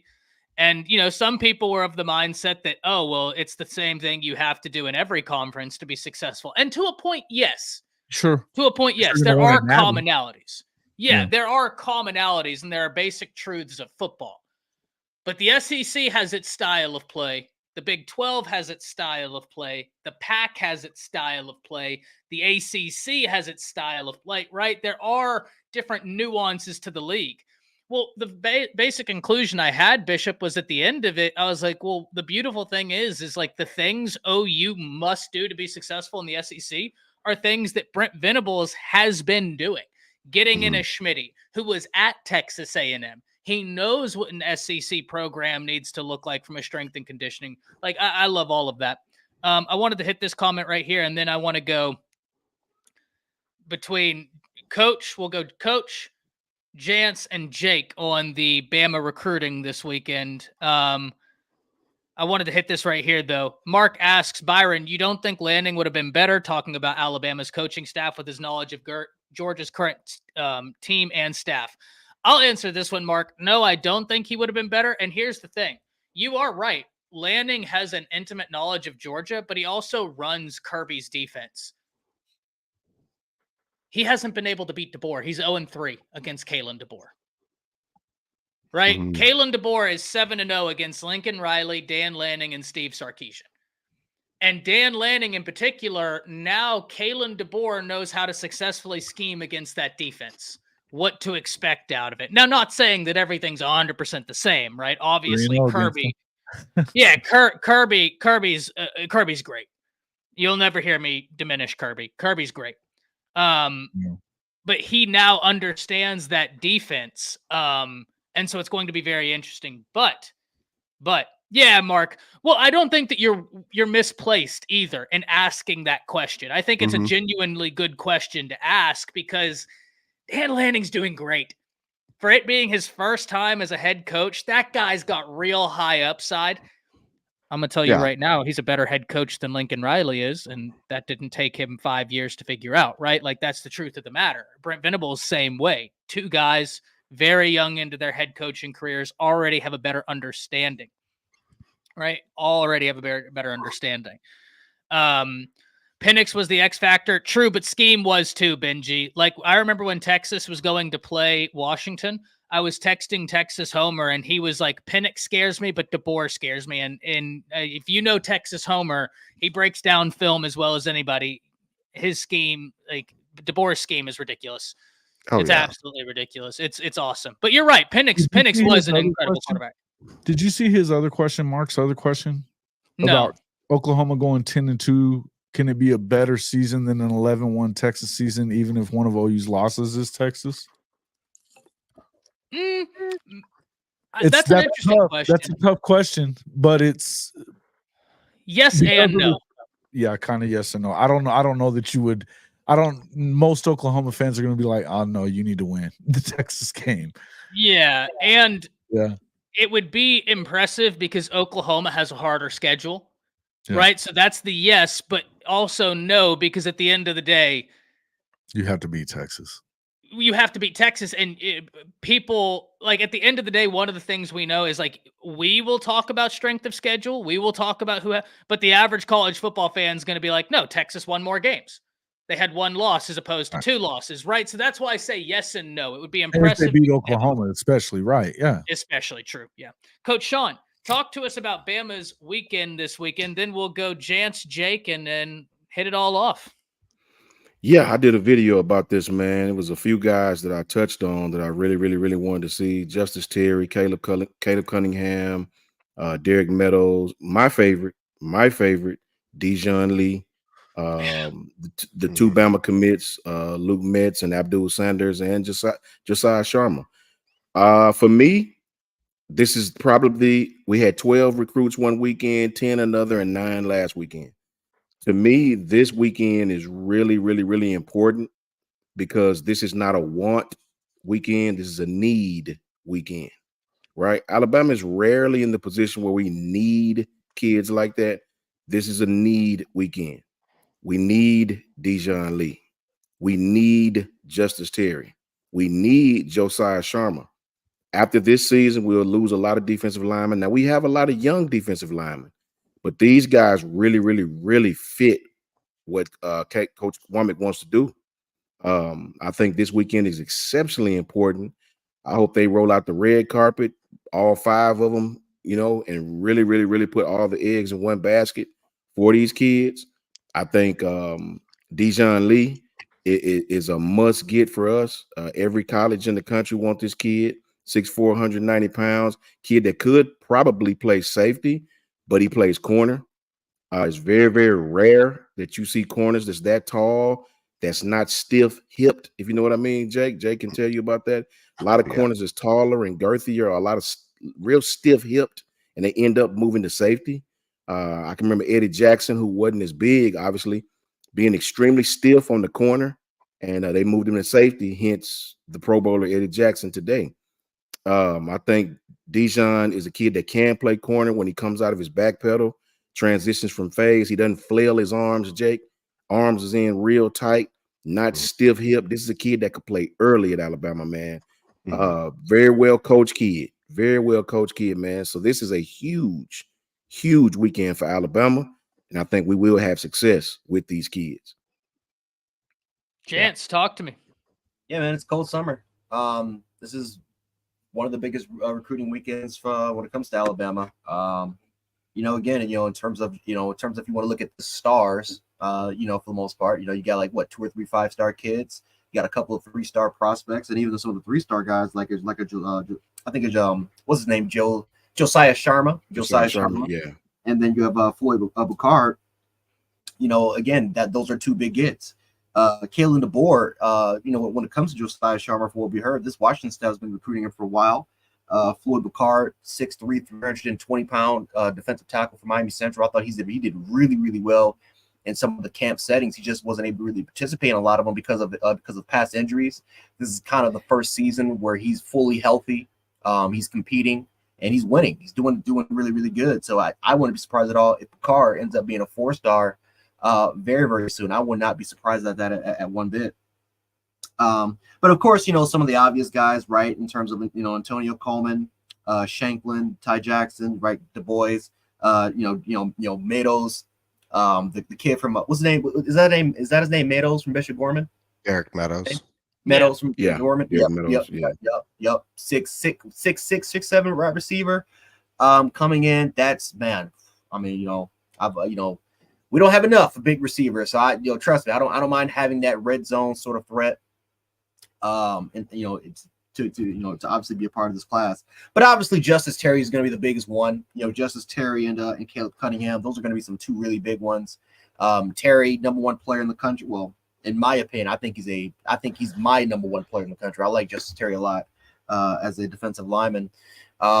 He's the biggest one. Obviously, just got his decommitment, so we'll see what happens. We'll definitely kind of see what happens here. And I see that Sharma one right here. And trust me, that's a big get. I like Sharma, especially when in camp settings. I'm telling you, he's going to be a 4-star by the end of this thing. But no, I'm excited. I'm very, very excited for this recruiting weekend. Courtney Morgan's confident. I don't think a lot of people's really talking about that. He is extremely confident about hosting a lot of these kids. And so I'm excited. Are we going to realistically land all 10 of them? No, I mean, for the most part, but if we can land at least 4 or 5 of these kids, it'll be great. It would be phenomenal to add to more of this class. If we can get 10 of them, that'd be phenomenal. But, like Jake, I think what Coach Jake was saying earlier, I think we got 2 or 3 receivers that we can take. 2 of these guys in Cunningham and Meadows would be 2 big additions to the program. I know for the most part, there was an interview with Russell, and he said, listen, man, I would love to get Jamie French, Cunningham, and Meadows. I'd like to get them all. Why not? It's possible. More to Corey Moore. Yeah, you get up to Corey Moore. That's another big name. So, yeah, I mean, huge recruiting weekend. Courtney Morgan is confident. That dude is. It's kind of borderline cockiness. I have no issue with it. But we'll see what kind of happens. It's going to be a big weekend for Bama. Jake. Yeah, this is it's a big weekend. Every recruiting weekend is a big weekend. This one's big because of the number of visitors. 10 dudes. Yeah, we have on campus. And Bama plays it in a unique way. A lot of schools kind of do the same thing. What's up, Coach Smook? Coach Smook in the house, everybody. What's going on? Bama plays it in a unique way. I like how they, with certain targets, they do a really good job of nailing down, like, who do we need to spend individual time with? And then who are guys that maybe move more, like what moves the dial for them is like camaraderie, right? So who are guys who need to hear like a direct message and have like coaching one-on-one time, like with their potential position coaches? Then who are guys that need to really feel the camaraderie? So this weekend, you can tell is a camaraderie weekend, very much so. They'll all get their one-on-one time, but this weekend's big because you have like Abdul Sanders and Luke Metz, who are already commits. Abdul went over to Tennessee, and a lot of people felt like Tennessee could potentially be an area or a concern of maybe flipping Abdul. Again, we look at the linebacker class in general. There's a lot. I just go, oh, there we go. Cool. I thought I just saw myself going a little circle, but there's a lot. And so I know they want to try to really feel him out. It's the same kind of ordeal now with Antonio Coleman, just because of his back and forth. He's been at Auburn, took an OV to Auburn. He committed to Bama, committed to Auburn, committed to Bama. So, they want to feel him out. But you look at who they're bringing in again. Caleb Cunningham. I'll be interested to see with him. He's been another one that's been okay. He loves Bama, but he loves every visit he goes on. And so it's hard to get a real feel for Caleb Cunningham. Yeah, he's having a good time with the He process. and, Which and fair. that is fair. That's what you should do, to be honest with you, when you're going through, unless you'll know in your gut, right? I used to tell guys this all the time, is like, who are going through the process, because I worked with a lot of guys who went through this similar process and were highly, highly recruited, and went through a little bit of it myself. And so I tell them, like, once you get like that gut feel of where you want to be. For me, it was more like, who is my position coach, right? Like, that was the big part for me. I think the camaraderie, though, is another next aspect of that too. Some guys look at playing time, and now with NIL, I don't know how many guys are looking at money. I'm sure there's a percentage of guys, but you should enjoy the process, and Caleb's enjoying it. Dejon Lee, I feel like that's probably a lock for us, to be honest with you. I just feel like the connections there are really strong from when the coaches were at Washington to now, and then the players that he's coming in. I mean, I'm pretty sure, I don't know 100%, but I'm pretty sure he's with Xavier Brown this weekend. So if that's the case, you have that California connection. And of course, you got Damani Jackson on campus too, which helps a ton, also from California. And you can see how those guys transitioned over to Alabama and how they feel now, right? That's a big part of it. Justice Terry, we talked about, interesting, right? Like, he decommits from SC and then boom, immediately schedules his OV. I read something where at one point with Terry, we were said to be like number 2 on his list. So, and that was, I think, when he was a Georgia commit. So it'll be interesting to see how they make headway with him and kind of feel him out this weekend. I like that. He's really close to with Micah DeBose, right? So I think that plays a big role, right? Because DeBose also decommits from Georgia. And we'll be interested to see how those two come together. There's great relationships with DeBose already. I know that's a big one. They feel good about going after still, and continuing to build that relationship with. So it'll be interesting to see if those two get that feel, would be, and if they make a decision together, right? And so man, like, t-shirt budget is for 2024. You know what, man? I haven't put it out there yet because I got to figure out 2024's budget. We're almost halfway through for these black tees, man. I gotta make sure. I gotta tell you what, the most comfortable black t-shirt I own, 110%. It's freaking amazing, and that's my MO, guys. You know that. Come on now, just like my hat. But the next one's Ty Jackson, probably one of my favorite players in the class. As far as like the whole entire recruiting, I just like his mentality, like the way the guy plays. I think he's a stud. He can play in multiple different positions. He again fits exactly the mold of what they're looking for. And Neilio, maybe a GoFundMe for Jake. You know what, Neilio? Maybe you can help me when I start my page this weekend or start my channel this weekend. I hope you guys join in. Woo whoop. It's going to be a good time. Help me there. Coach Sean's over there laughing, man. I love it when I get Coach Sean to crack a little laugh in the background. But man, like Ty Jackson, I really want to see what headway they make with Ty Jackson from a linebacker standpoint. Like, I think he would be an awesome pickup to add to this class. You have to look at the linebackers too when you're recruiting them. Like, you take away the wolf position, right? Our rush edge. And you look just at our core with our Sting and our Mike. those two, you want to recruit them like together simultaneously in pairs because of the way this defense will rotate through. It'll be interesting to see how much we do it this year, just because of the strength we have and how with Campbell and oh my goodness, yeah, who's the other one? Lawson, thank you. God, can't believe I forgot that. With Campbell and Lawson, I don't know how much they take them necessarily off the field, right? Just because they are so good, but they still will need that breather, and we have the depth there from the second two guys to get that. So, but they do. You'll see them recruit. That's why they're recruiting it so heavily, because they like to rotate that in packages. If you look back and watch the film on Washington, the way they went about their defense, there's a lot of rotation. So a lot of guys are going to see the field to stay, to just stay more fresh and play faster. You look at Derek Meadows. You're right. Jay, you said this 6'6", probably 205, 210. I think from a big wide receiver standpoint, and obviously the rankings look at that too, he's probably the best in the class. I mean, he is a absolute stud. He's route running, his speed for how big he is. I mean, he's a great player. They feel really good about Derek Meadows, and I think that he's one they really are going after. As you guys have brought up, Josiah Sharma, again, adding to this D line is even though it's the position we have the most depth on the roster, it is also the position, though, that you want to continue to add depth on, and due to the fact that you will, again, see different packages and rotations at that D line to keep everybody fresh. That D line is an anchor in this defense. It's going to be needed to make sure that we're continuing to push guys through. And, I got to tell you, like, they're doing a great job of identifying, like, yeah, okay, Landon Simmons, whatever anyone wants to say about 3-star, don't believe that at all.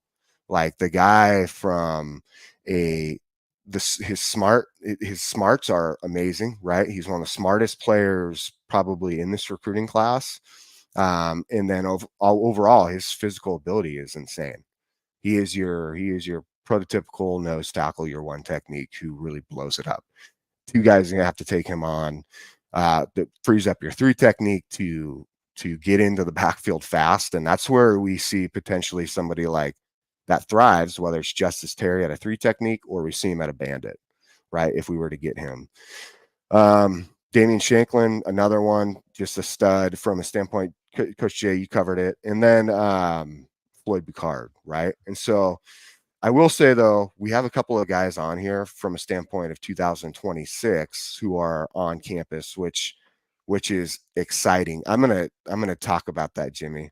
I actually have a really interesting insight on Greg McElroy's interview with DeBoer yesterday. So I wanted to bring that up when we get done talking recruiting. But yeah, Faison Brandon, who they're really big on, number 1 QB 26, the number 1 edge, Zion Lee in 26, safety, 4-star safety, Xavier.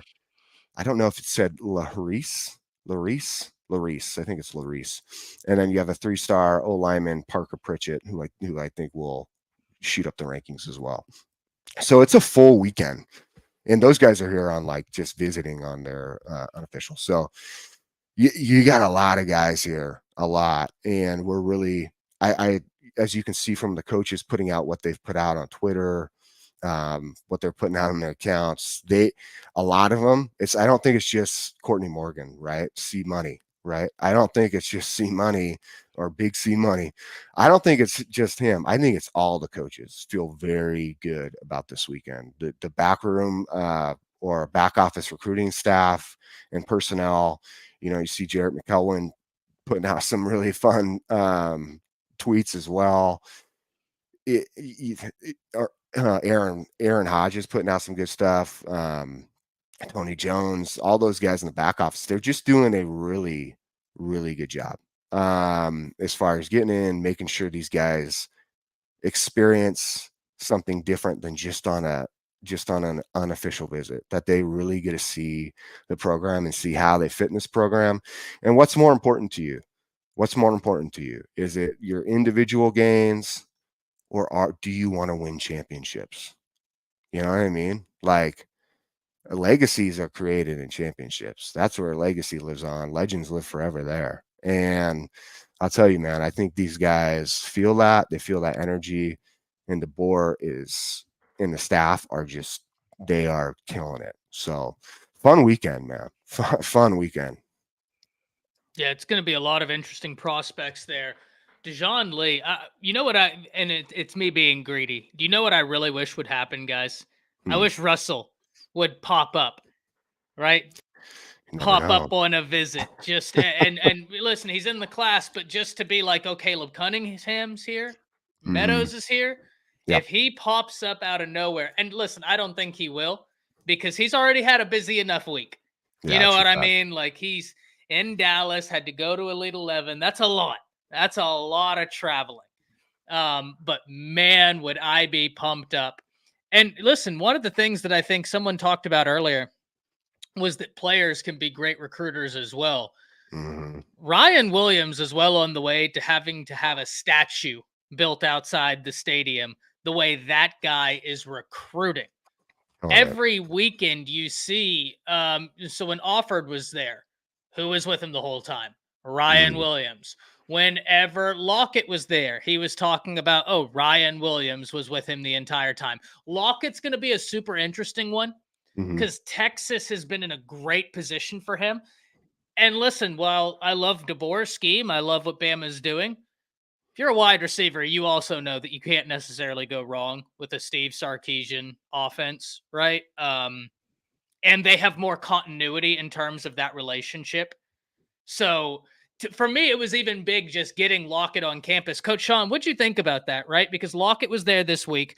I'm of the mindset that looked like it was a Texas win. Just getting him on campus was a huge flex for Bama. What I can tell you is it's a lot of recruits right now who are interested in Alabama. Like, you know, it's a lot of kids that I know just from some of my friends who still coach high school ball. It's a lot of kids that's interested in Alabama right now. And Lockett is interested in Alabama right now. Sure, the Saban discount is gone, right? But Coach DeBoer is doing a great job, and his staff is doing an outstanding job of putting their spin on it. You know, I have a lot of older friends who've been Sabanized and think it's only could be done one way, and you know, all this new stuff, they don't know about it. Well, I'm here to tell you, man, 90% of the programs you see that's winning outside of Alabama, the Georgias, the Ohio State, they do it this way. And we're not copying them. It's just a different day and time in 2024. You have to have the bells and whistles, especially without Coach Saban. I'll even go so far as to say this, man. A lot of people are not going to understand this, but don't let it go over your head. The only reason with this prehistoric style we've had in the past that kids still came to Alabama is Coach Saban. I'm telling you what I know for a fact.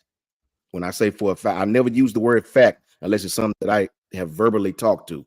It's kids that only came to Alabama. It wasn't because our recruiting pitches were the best. They weren't. It wasn't because I mean, hell, they make, dude, listen, the last camp I attended, kids was making fun of Thunderstruck. They thought, what the hell is that y'all playing? Like they thought it was some prehistoric, like they make fun. They don't even know who the hell it is, right? Coach Saban is the big reason for a lot of this. You take him from Alabama, you better reinvent yourself. Because this old ass Thunderstruck y'all play and all of that, these kids don't give a damn about that. They don't give a damn about it. They don't know who it is. They don't rock to it, nothing. So you better get you some music and play and practice. You better reinvent yourself and get some 2024 tactics in recruiting. If you don't, these kids are going to go somewhere else. So yes, I enjoyed that young man gave us a chance to come on campus. And Coach DeBoer gets it. This is what a lot of people don't understand outside of Alabama. Coach DeBoer gets it. He's young enough, and his staff is young enough to connect with these kids on another level that you better be able to connect with them on. It's a reason.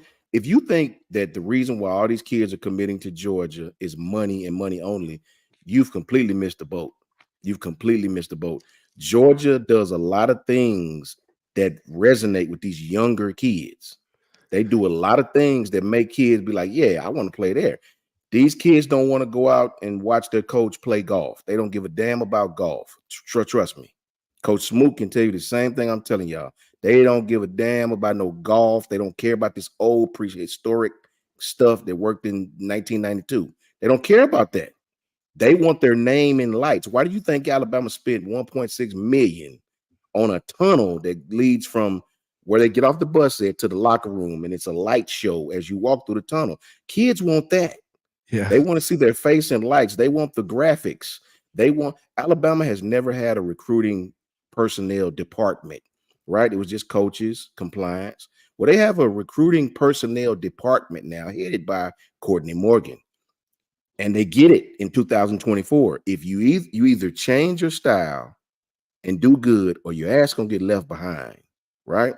Coach Saban is gone. You don't get that discount anymore. So to see this young kid on campus with Coach DeBoer tells you they're doing something great at Alabama. And the haters are taking notice because they see they're pissed. Their jaws are biting down on their teeth right now because they thought when Coach Saban left, everything was going to fall apart. Well, I'm here to let you know our team right now, as far as right now, is ranked higher than we've ever been with Coach Saban there. Now, I'm not comparing it to the GOAT, but what I'm saying is Alabama's doing things now, and they're just picking the rope back up and picking up where they left off. There is no fall off right now, and people are taking note. Yeah, I want to hit this right here. Ben G says, good riddance. By the way, so Bama is about to recruit better than Saban now? Got it. Nobody said that, Ben G. Like, No, you'd have I to didn't say be that. purposefully trying to miss the point to get that out of what he just said. Yes. It's what You got to be it's purposely. what Benji does. Let me help Benji. Let me help Benji find their tongue. What I said is this, Benji. Oh, no, he's trolling. He's trolling. He is. He's Yeah, I trolling. understand. I'm just Yeah, trolling yeah, them back. I'm just trolling them back, right? What I said is a lot of people out there that don't know a football from a soccer ball thought that when Coach Saban left, Alabama was going to fall off the cliff. I'm here to tell you they hadn't. Simple. Well, so this point. Oh, good, Benji. Yeah. No, and Benji, the only reason we said, because you'd be surprised, or maybe you wouldn't be, at how many people will be in here streaming just talking about like what's actually happening, and the things people come in here and say, and they're like, oh, so y'all are saying that DeBoer is going to be better than Saban, and we're like, no. We're just saying that like this staff understands the landscape of college football right now and Right. understands like, you know, what they need to do to be successful. And they're like, oh, no, Benji, you don't have any apologies, man. That's on me. My apologies, my man. You don't have any apologies at all. Trolling is perfectly fine. Yes. Like talking crap the way we do. This show is meant to be like as we're all out to dinner talking crap to each other. Like that's all well and good. But you do have to understand, as Bama fans, like we're kind of on the back foot because we've had so many people coming in here being like, oh, so you're saying that there's this, that, and the other. And we're like, no, we're just like saying how it is. Boomer, you had a really good question about like potential cracks in Alabama year one. And I'll tell you right now, the cracks in Alabama year one is a secondary that is either very young and you just lost a lot of talent. You just lost Nick Saban. And two, I have all the faith in the world in DeBoer, but you are going from Nick Saban, a defensive genius, to an offensive genius. So you do have a little bit of a flip happening in terms of what's happening there. So in terms of year one cracks, I don't think that they're as prevalent as everyone outside the fan base would have you believe, but nothing's perfect, right? There's not a perfect college football team out there. And this is year one for Brent Venables, for Kalen DeBoer. So of course there is going to be like questions. There are going to be things that surely will improve as we continue going on. So yeah, go ahead. And I was going to say this, Ty, because it was interesting. Just pivot real quick to the interview yesterday, McElroy interviewing DeBoer and talking about the program and talking about the fact of like DeBoer coming, to take over for Saban and not changing everything. there was a lot of good points in there. One of the things though that's interesting, right? And I look back and I had this conversation. I had a nice long conversation with Coach Al Sanders yesterday on the phone. We talked over an hour. And one of the things that was brought up was talking about like how impactful back in the day Bear Bryant was. And the program at that point needed a reset, right? Bear had this hard core mentality, but he also, as everyone tells you, has this unique side where he really connects with people, and the person that he's with, he really does a good job at that point that you feel like, you know, you're important to him. Okay. Now we jump next to Gene Stallings, right? And Gene Stallings has a softer approach, right? Gene Stallings is calm, cool for the most part. Not this hardcore mindset. Yes, he did things, but Gene comes from a different background. I mean, you look at like the way Gene coaches. I mean, Gene has a son with disabilities, right? And he understands maybe more of the patience aspect, right? Which leads to success after Bear Bryant. Okay. Interesting how those two contrast each other, right? And so now after Stallings leaves, though, now you start to see this, not saying these other coaches weren't good, but just it wasn't at the same level of the success that they were consistently seeing under Bryant and what they got under Stallings. So the next part, though, is the program then gets to a point where, again, you see a drop off. And you see this with a lot of major programs. They go through these lulls, right? So it has to be, you have to have a hard reset. Your hard reset is Nick Saban. And just so happens to be the mastermind of it all, becomes the greatest coach of college football coach of all time, right? And yeah, I mean, don't get me wrong, Gene Stallings would get pissed off, but overall, Gene's full personality is this patient kind of listener, right? He has a very different personality than you would compare Bear Bryant to. You know what I'm saying? As I see Byron saying that Gene would eat the refs out. You mean like cuss the refs out? Cuss the refs out.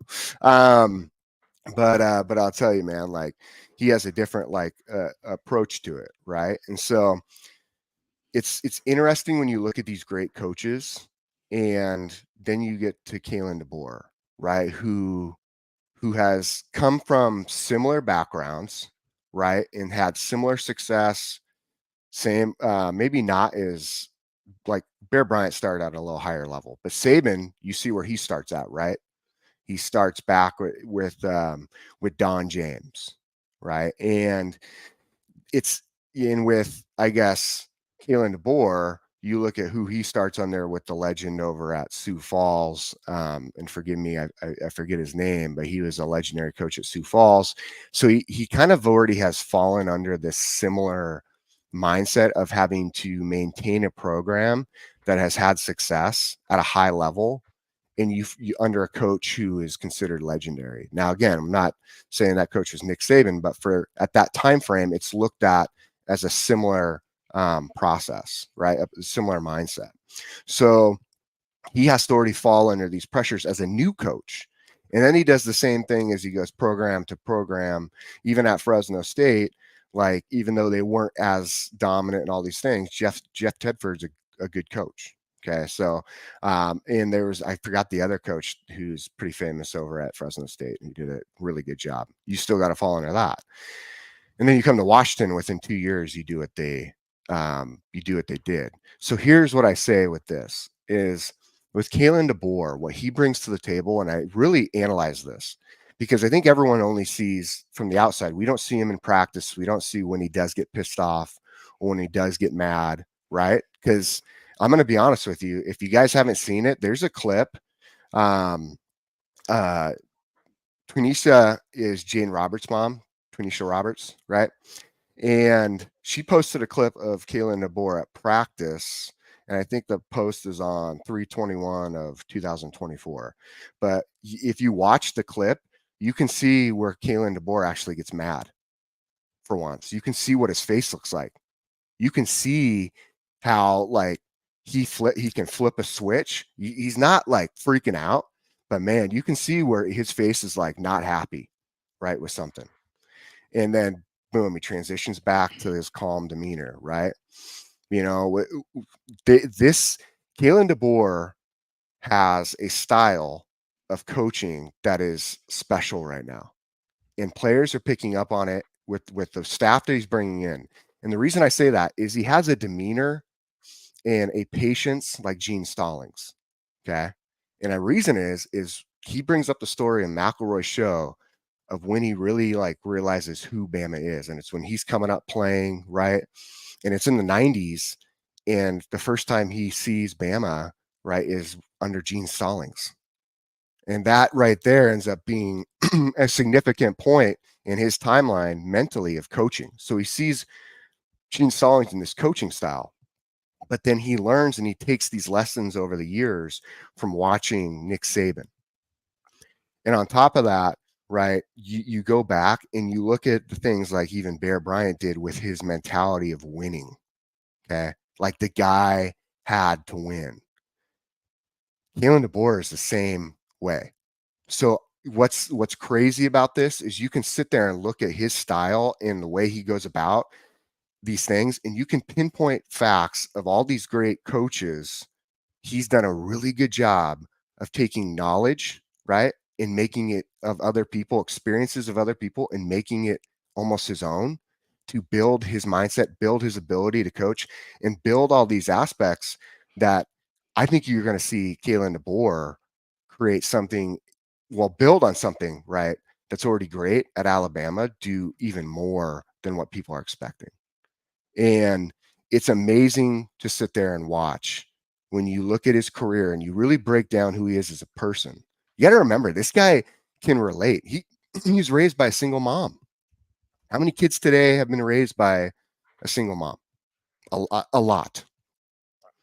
Think about that for a second, because that is another aspect to connection with these kids, to understand where some of them come from background wise. And I think that is what we're seeing with what he implemented in the people that he brought in with him to have success, right? And to connect with these players and to create this, not create, again, build on what already is strong at Alabama and what already was created under all the way back from Frank Thomas to Bear Bryant, Gene Stallings, Nick Saban, right, to now.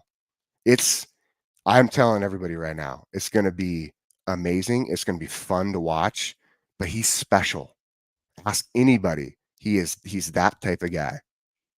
You know what I mean? Like, he really is. And it's fun to see the different aspects of coaching. And I brought up other coaches too, who have a different approach to it or different demeanor, but have similar aspects in why they have the success. Because you might all come from something different, but it all narrows down to the same things for success, right? So that's it's impressive. Like, I'm excited to watch this season, and I'm excited to see these other coaches too, who have these similar kind of traits and mindsets and how their success plays out. Because again, it's all going to come. You're going to watch it over this next few years really come into play, especially with all the newer coaches who are head coaches now. 100%. Now, I wanted to hit this right here before we get out of here. We will do conference champions on Monday. We talked about that a few weeks ago, but as the season gets closer, as all these things kind of settle, it's important for us to continue on that conversation. Kim asks, why is Bama the only team that is immune to wholesale coaching change? Oh, coaching really doesn't matter, but how many 5 stars you have? We talked about this earlier, Kim. That's not true in the slightest, because if that was the case, Jimbo Fisher would have won at least a college football playoff game, bringing in one of the greatest recruiting classes, at least on paper, the greatest recruiting class of all time. I think the question I would ask you, Kim, is how often does a team that's already at the top of college football, like Bama is, not saying that they're alone, but they are at the top of college football, then hire a coach that just coached in a national championship game? Off the top of your head, how many can you think about that whenever you have a team that's at the top of college football, their coach retires, and the coach that has just gone 25-3 at Washington, having inherited a 4-8 program, mind you, inheriting a 4-8 program, going 25-3 at Washington, proving that at every level he's ever been, all he's ever done is win. There's not too many teams out there that make that type of hire, right? And Bama was very lucky to be able to make that hire. So it's not that they're immune to the wholesale Isn't it coaching pretty much change. a wholesale coaching change, though? Hmm? Isn't it pretty much a wholesale coaching change, though, too? I mean, how many guys are back? from last Roach and year? Gillespie for Okay. on-field coaches. And it's crazy because they've been consistently both rated as top 10 recruiters in the nation. So Yeah. that's huge, retaining both of them. Plus you return some supplemental staff. The strength and conditioning program is still there. So you retain some really good pieces. And we talked about this, Kim. If we're going through the coaching hires at Alabama, it's one of those things where the only area where I can tell you, and I love Mo Linguist and I love Colin Hitchler, I think they're fantastic hires. I can't in good conscience put them above T-Rob and Saban. Right? Like that's the one area where it's like, okay, Ty, where's your coaching better? I think we have a better wide receivers coach than we had last year. I really like Holloman Wiggins, but most of the wide receivers he recruited end up transferring. Right. And Bama's now gone 2 years without 1,000-yard wide receiver. Coach Shepard just put 3 guys into the NFL. So I think Coach Shepard's a better wide receiver coach. I think that Wolford is a great offensive line coach, but I don't think that the philosophy he was employing would have worked at Bama. Right? Just because he wanted a massive offensive line. This new scheme needs for them to be very movement based. So I think Cap is better for that. I think Cap is a better offensive line coach for what DeBoer wants to get done. Offensive coordinator, I think it's obviously better.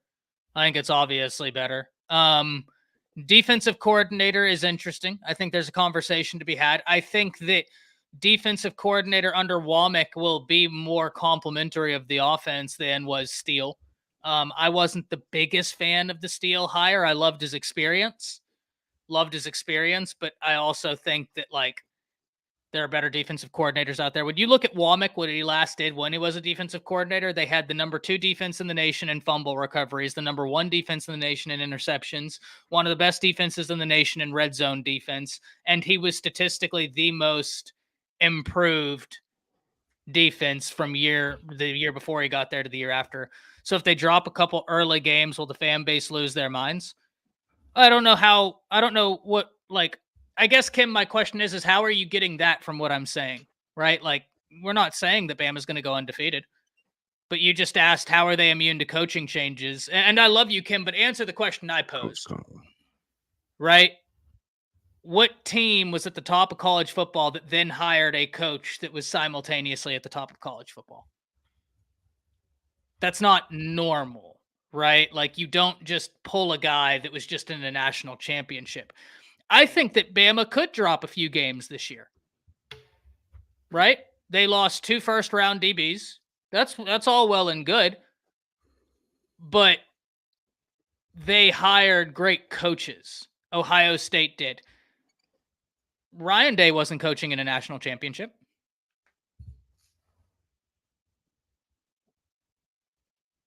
Nope. Ryan Day wasn't coaching in a national championship. He's yet to coach in one. Well, no, he did. Oh no, he did. He's twice he has actually, hasn't he? But Yes, does. But Clemson, most of the time Clemson owned them. In 2020. Now, guys, can you think of a coach that like Bama, where they were at the top of college football, the coach retired, and then they hired a guy that just got done coaching in a national championship? I think so, Kim, because I think everybody understands that like it's his first year in the SEC, right? Like I will give him time. I'm not expecting undefeated, but there's going to be people that don't. But just like there was people that wanted to fire Brent Venables after they lost to K-State in the first year. Yeah, I get OU people commenting on my videos every day saying to fire Bill Bedenbaugh. So like acting like, fan bases, that's just relegated to Alabama's fan base. I have people comment on my content all the time to fire Bill Bedenbaugh, and he's probably the best offensive line coach in the All the nation. time. So like every fan, that's the beautiful Every thing about video. fans is like they're all crazy. I mean, that's that makes the sport fun, I guess, too. But I mean, I think you're spot on, man. Like I don't know if there is another program that went back to back like that, right? Like as far as I mean, honestly, how can you compare any other? How can you compare? Like Nick Saban's the greatest coach of all time. Fact. Like there's not even an argument there. Like he's the greatest college football coach of all time. So this is different than I think what you would ever see or have ever seen throughout I guess that time frame. I mean, I think we'd probably have to really dig in the history books. And I don't know it well enough to see if there was something similar. You know what I mean? Back in the day. I mean, I'm talking like early time, like when college football was coming out. 20% there, Jimmy. Everybody's fringe. Yeah, I think that's not even just a Bama thing. The reason why like Oklahoma is such a great fan base is there are commonalities between blue blood fans, right? Every blue blood program has fans that are absolutely delusional. And that's amazing. That's amazing. Like that's what you want to see, right? Every blue blood program has that same thing, right? Like there are people, Kim, that still think that Brent Venables should be fired. And it's just like, how could you think that? Like he didn't inherit something good. And he's doing great. So I hear you, right? Expectations in Bama are massive, but like, I don't think that it's lucky that I'll say this. Every blue blood and every college fan is lucky that every blue blood and every college team is lucky that the fans don't make the decisions. You know what I mean? Like that's where I don't think it matters what the fan response is. But gentlemen, we have been on here for 2 hours and 11 minutes. Ty, can I say something before we get out of here? Really, really 100%. quickly. I'll make it quick too. Above, and shout out to Coach Carl too, man. I ain't even see you, Coach. What's up with you, Coach? How you doing, man? Good to see you in here, brother. Some fans above, it's been a while ago, so it's probably too far to scroll back, was talking about recruiting, and that's what I was talking about, being Sabanized. As a guy that just recently coached high school ball. Listen, man, gone really quickly. Gone, guys. If you're a regular fan, please listen to me. Gone are the days of scouting kids solely through Huddle, right? That is over with, man. Solely through Huddle. Listen, the rise of like digital platforms, online profiles, communication tools, recruiting databases now is totally different. You have recruiting software, man. You actually have next gen recruiting software called I think it's Arms and Whistle, right? These are recruiting databases. Look them up, right? You have to understand it's so much different. It's different now, that the recruiting is not just scouting a kid on his Huddle and letting it be that. You got compliance and regulation, which always been there, but it's a big thing now. Social media and branding. It's a big thing now. So you got all these different things that it's a young man's game, man. I guess what I'm trying to say. It's a young man's game. And the older guys like Mac Brown and Brian Kelly that are still around, believe me, they have younger people that's under them that are performing all this stuff, right? Databases with recruiting, Whistle. Look up Arms and look up Whistle. Technology, just strictly for that kind of thing. Recruiting is a whole different thing now, guys, right? And Coach Saban's mystique allowed him to not have to really take part in it, right? It's Coach Saban. Like this, when this dude come to your high school, he don't have to broadcast it on social media like most coaches do. When Coach Saban pull up, the damn school will take a pause for him. This kid, I know personally, when Coach Saban come to a school, they stop class just so everybody can get a view of him, right? So when you're like that and you're this huge entity over college football, you don't really have to do what every other coach does. Now Kirby's getting to that point. He's getting there. But Coach Saban is more than just a college football coach. When you get word that Coach Saban's coming, it's an event, guys. It's an event at your high school that day. So recruits know that.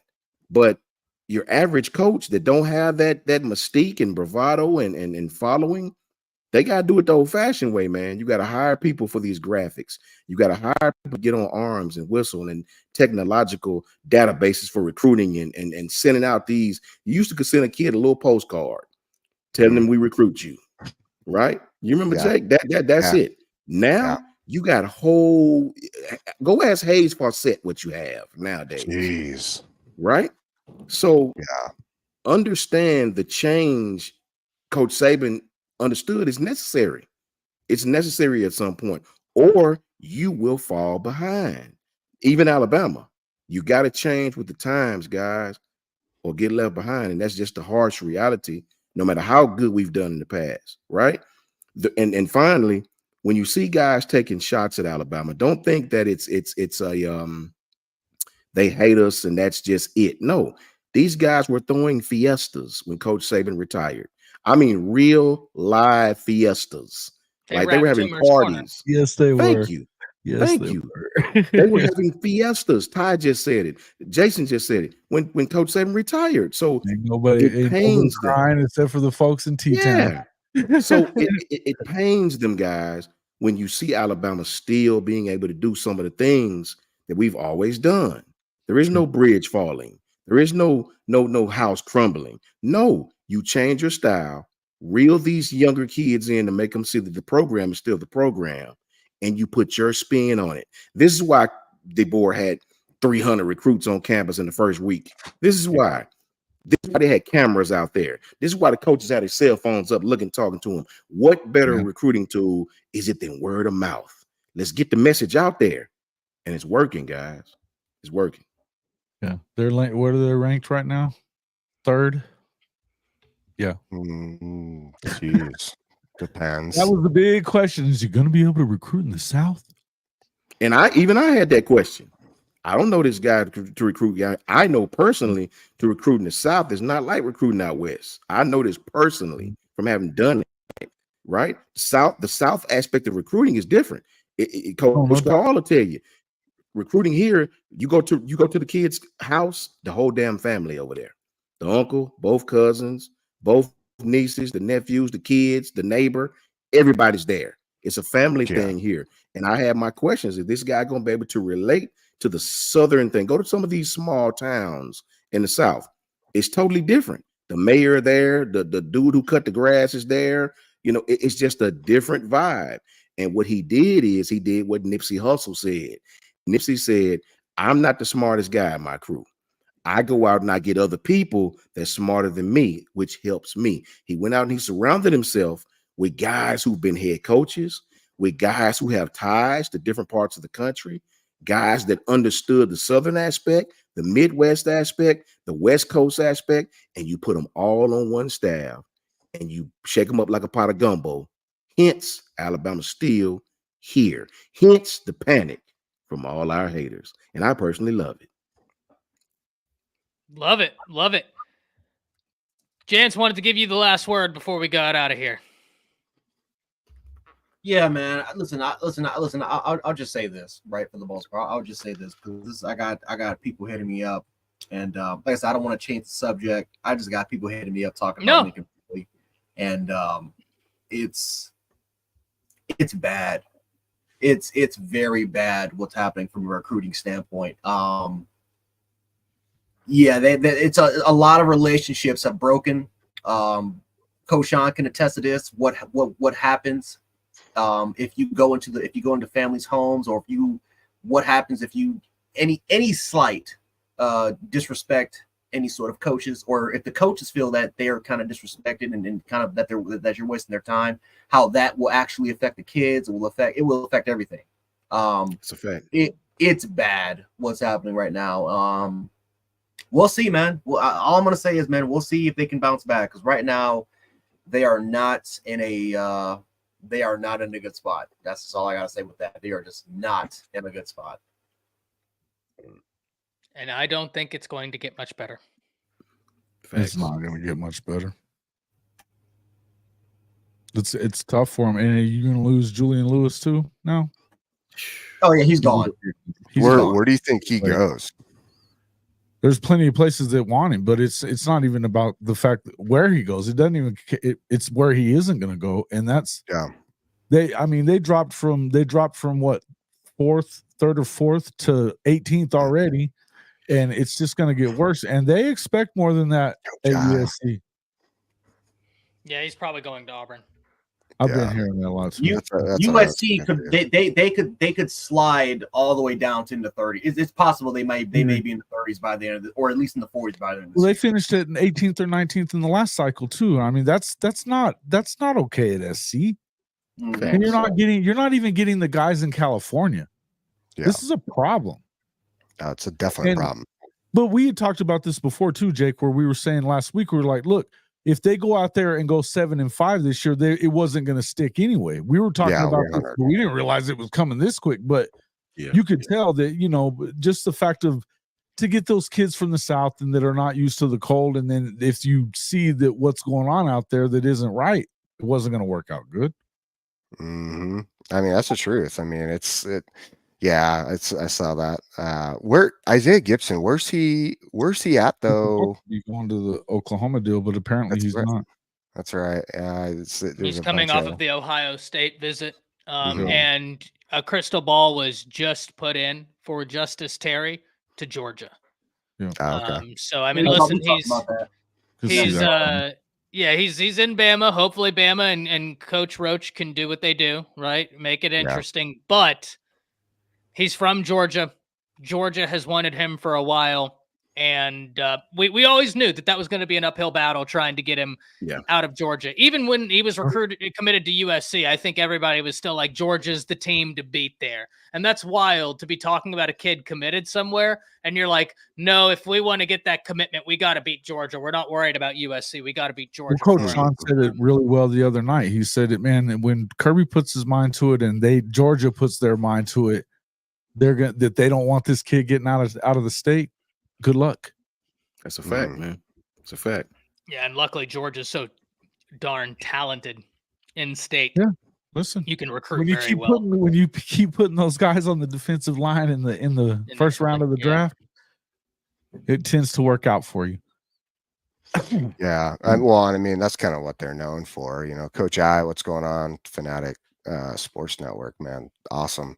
I missed getting on with you guys the other night, but I'll tell you, it is quite interesting. Like from a Georgia standpoint, that's why I think I'm rooting hard for Bama to win in some of these areas with. That's real. Brent Venables is crazy, man. Yeah, he's crazy. He's dude. But that's why I guess. Yeah, Brenda. They're offering a I mean, listen, they may have to offer some sort of sacrifice. Something's gonna have to happen, man. Something's wrong. Well, it is the West Coast. You never know what the hell goes on out here. But thank you for the $10. Yeah, Rom. What's up? But man, I'll tell you, like some of these like recruiting wins on the D line, and honestly, for this year, why that game versus Georgia, because we've all brought up like our favorite games. And I'll tell you, man, Coach Al, what's going on? Coach Al.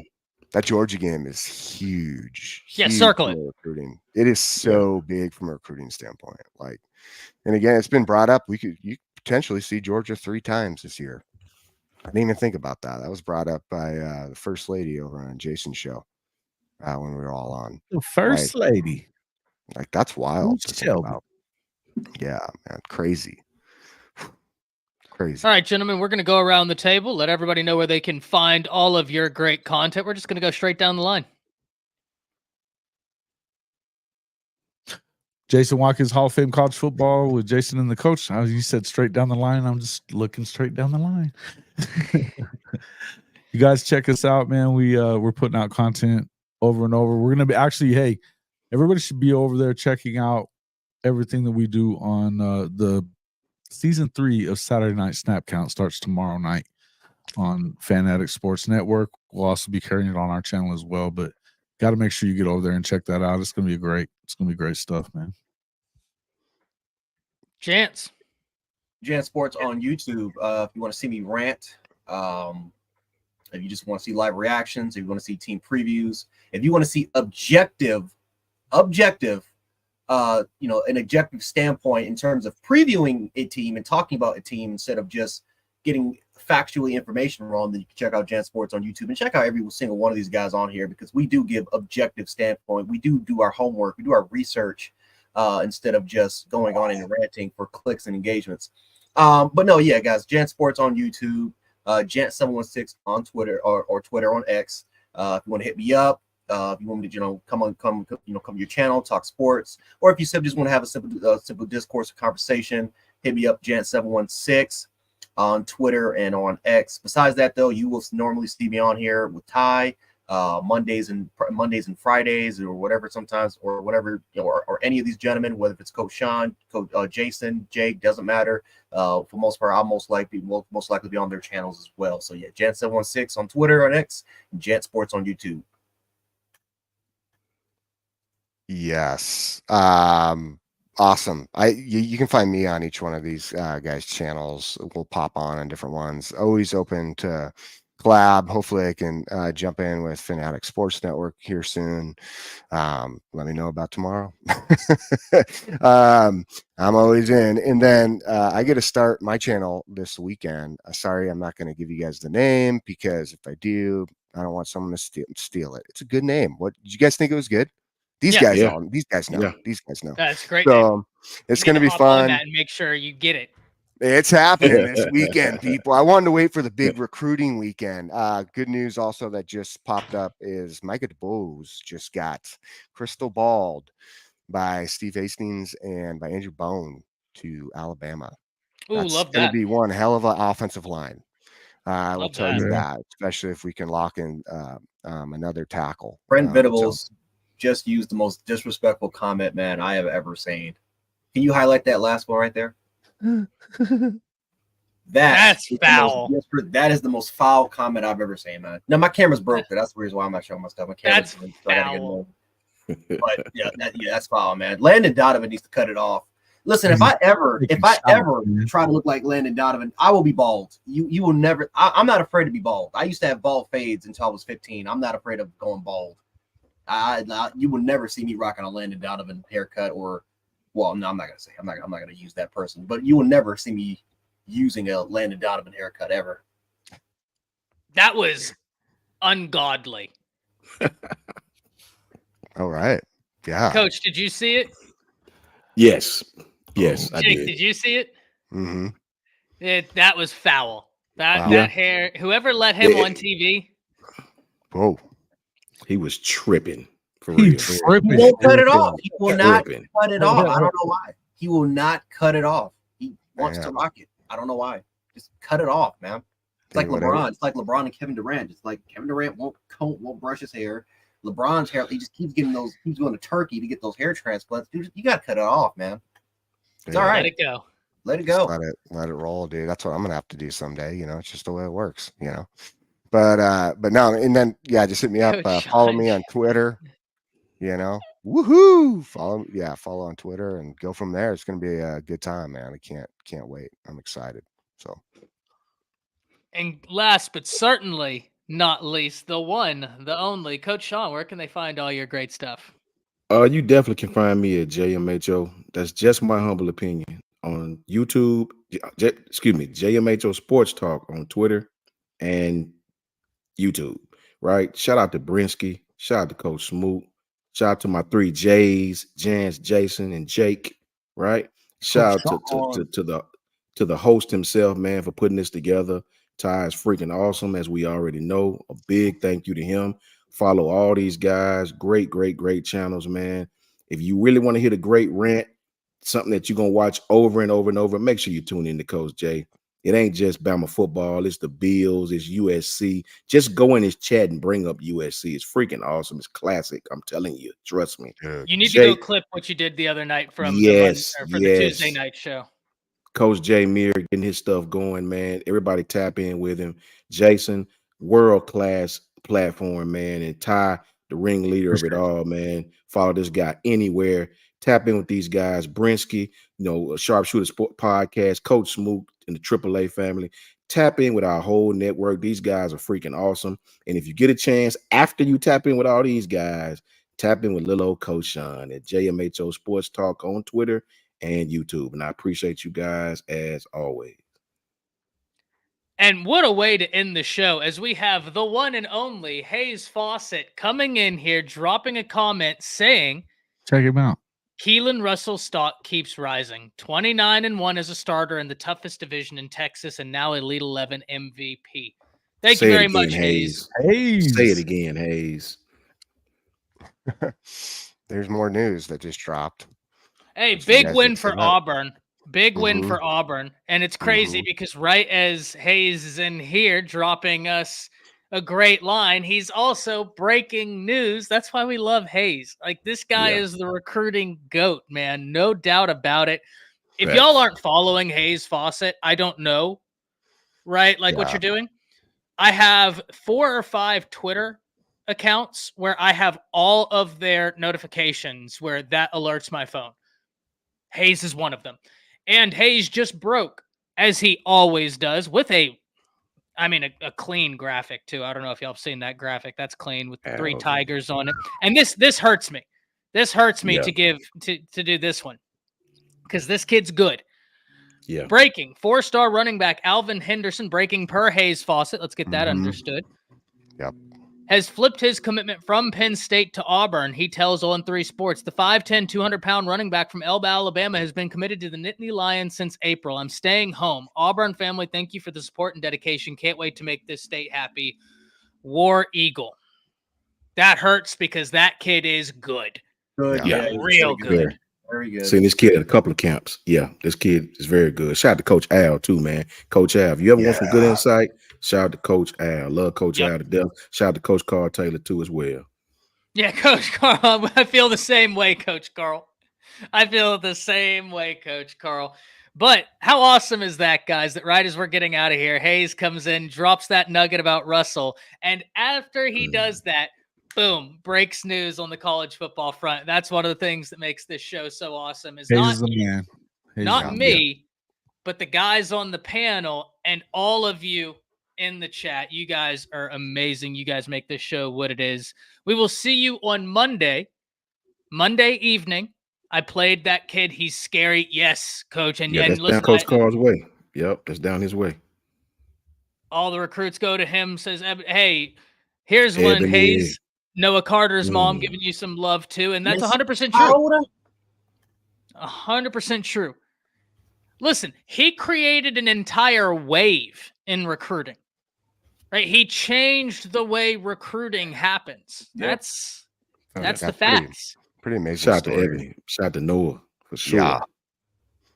Yeah. I was just thinking about Noah the other day. You know what I'm saying? Like, I seen him in that video. Yeah, man. Like, it's such a cool experience for him. And, to come from, like Arizona, but also be committed to Washington and have the opportunity to now come to Bama and what he's going to do. I mean, there's a lot, man. I'm really rooting for him. I know he's going to have some great success. It's exciting times, man. Exciting times. Sure. Great times. Is Hayes just SEC? No, Hayes is college football. Yeah. If there's anything happening in college football, Hayes knows about it, right? Mm-hmm. Like, I put him up there. To put out one of his awesome edits, man. His edits are freaking dope. Yeah, they sit down. I don't think that, I think that between Hayes and Wiltfong, right? Like, they contain so much recruiting knowledge. It's just everybody trying to catch up. Right? Like, everybody out here is trying to catch up, and they're just leading the pack, man. It's really cool, and it's so cool, Hayes. You said thanks for the kind words. Thank you for being in here, man. And you granted us your time. I'll say this, man. Hayes is personally responsible for so many people, man, unsubscribing for certain recruiting sites in order to get their information, man. Because Hayes is on it Like I'm telling you, man, people so hundreds, if not thousands of people, man, have literally unsubscribed to these recruiting networks and these That's why they had to hire him. That's why they hired him. Yes, well, they got him. Listen, he's about to start his own stuff. He's about to start his own network. Tell you, he should. He should. Seriously, man. Seriously. That was one of the biggest hires that anybody has made here in the last few years. There's no doubt about that, right? Like On3 did a shout out to them for having the foresight to be like, hey, this guy created the wave and we could then hire him so that we have that to our advantage. Yeah. That's brilliant. That's absolutely Disney wasn't going to do it. We all know how stupid Disney has gotten when it comes to their ESPN and recruiting metrics, and Todd Loomis, everybody. Todd is he's like the last person to know now when it comes to just getting some recruiting sources and information, man. So I don't know. It is what it is. Yeah. And hey, and when we're done here, make sure you tune in to Coach Smook. I think he's going live now. So Coach he's Smook probably about to go live right now. So y'all hop over there, give him love, give him support. We will be back Monday, 5:30 Central Standard Time. Hayes, whenever the dead period hits, man, would love to have you back on the show. Would love to have you back on the show. That was great getting to talk to you the other day.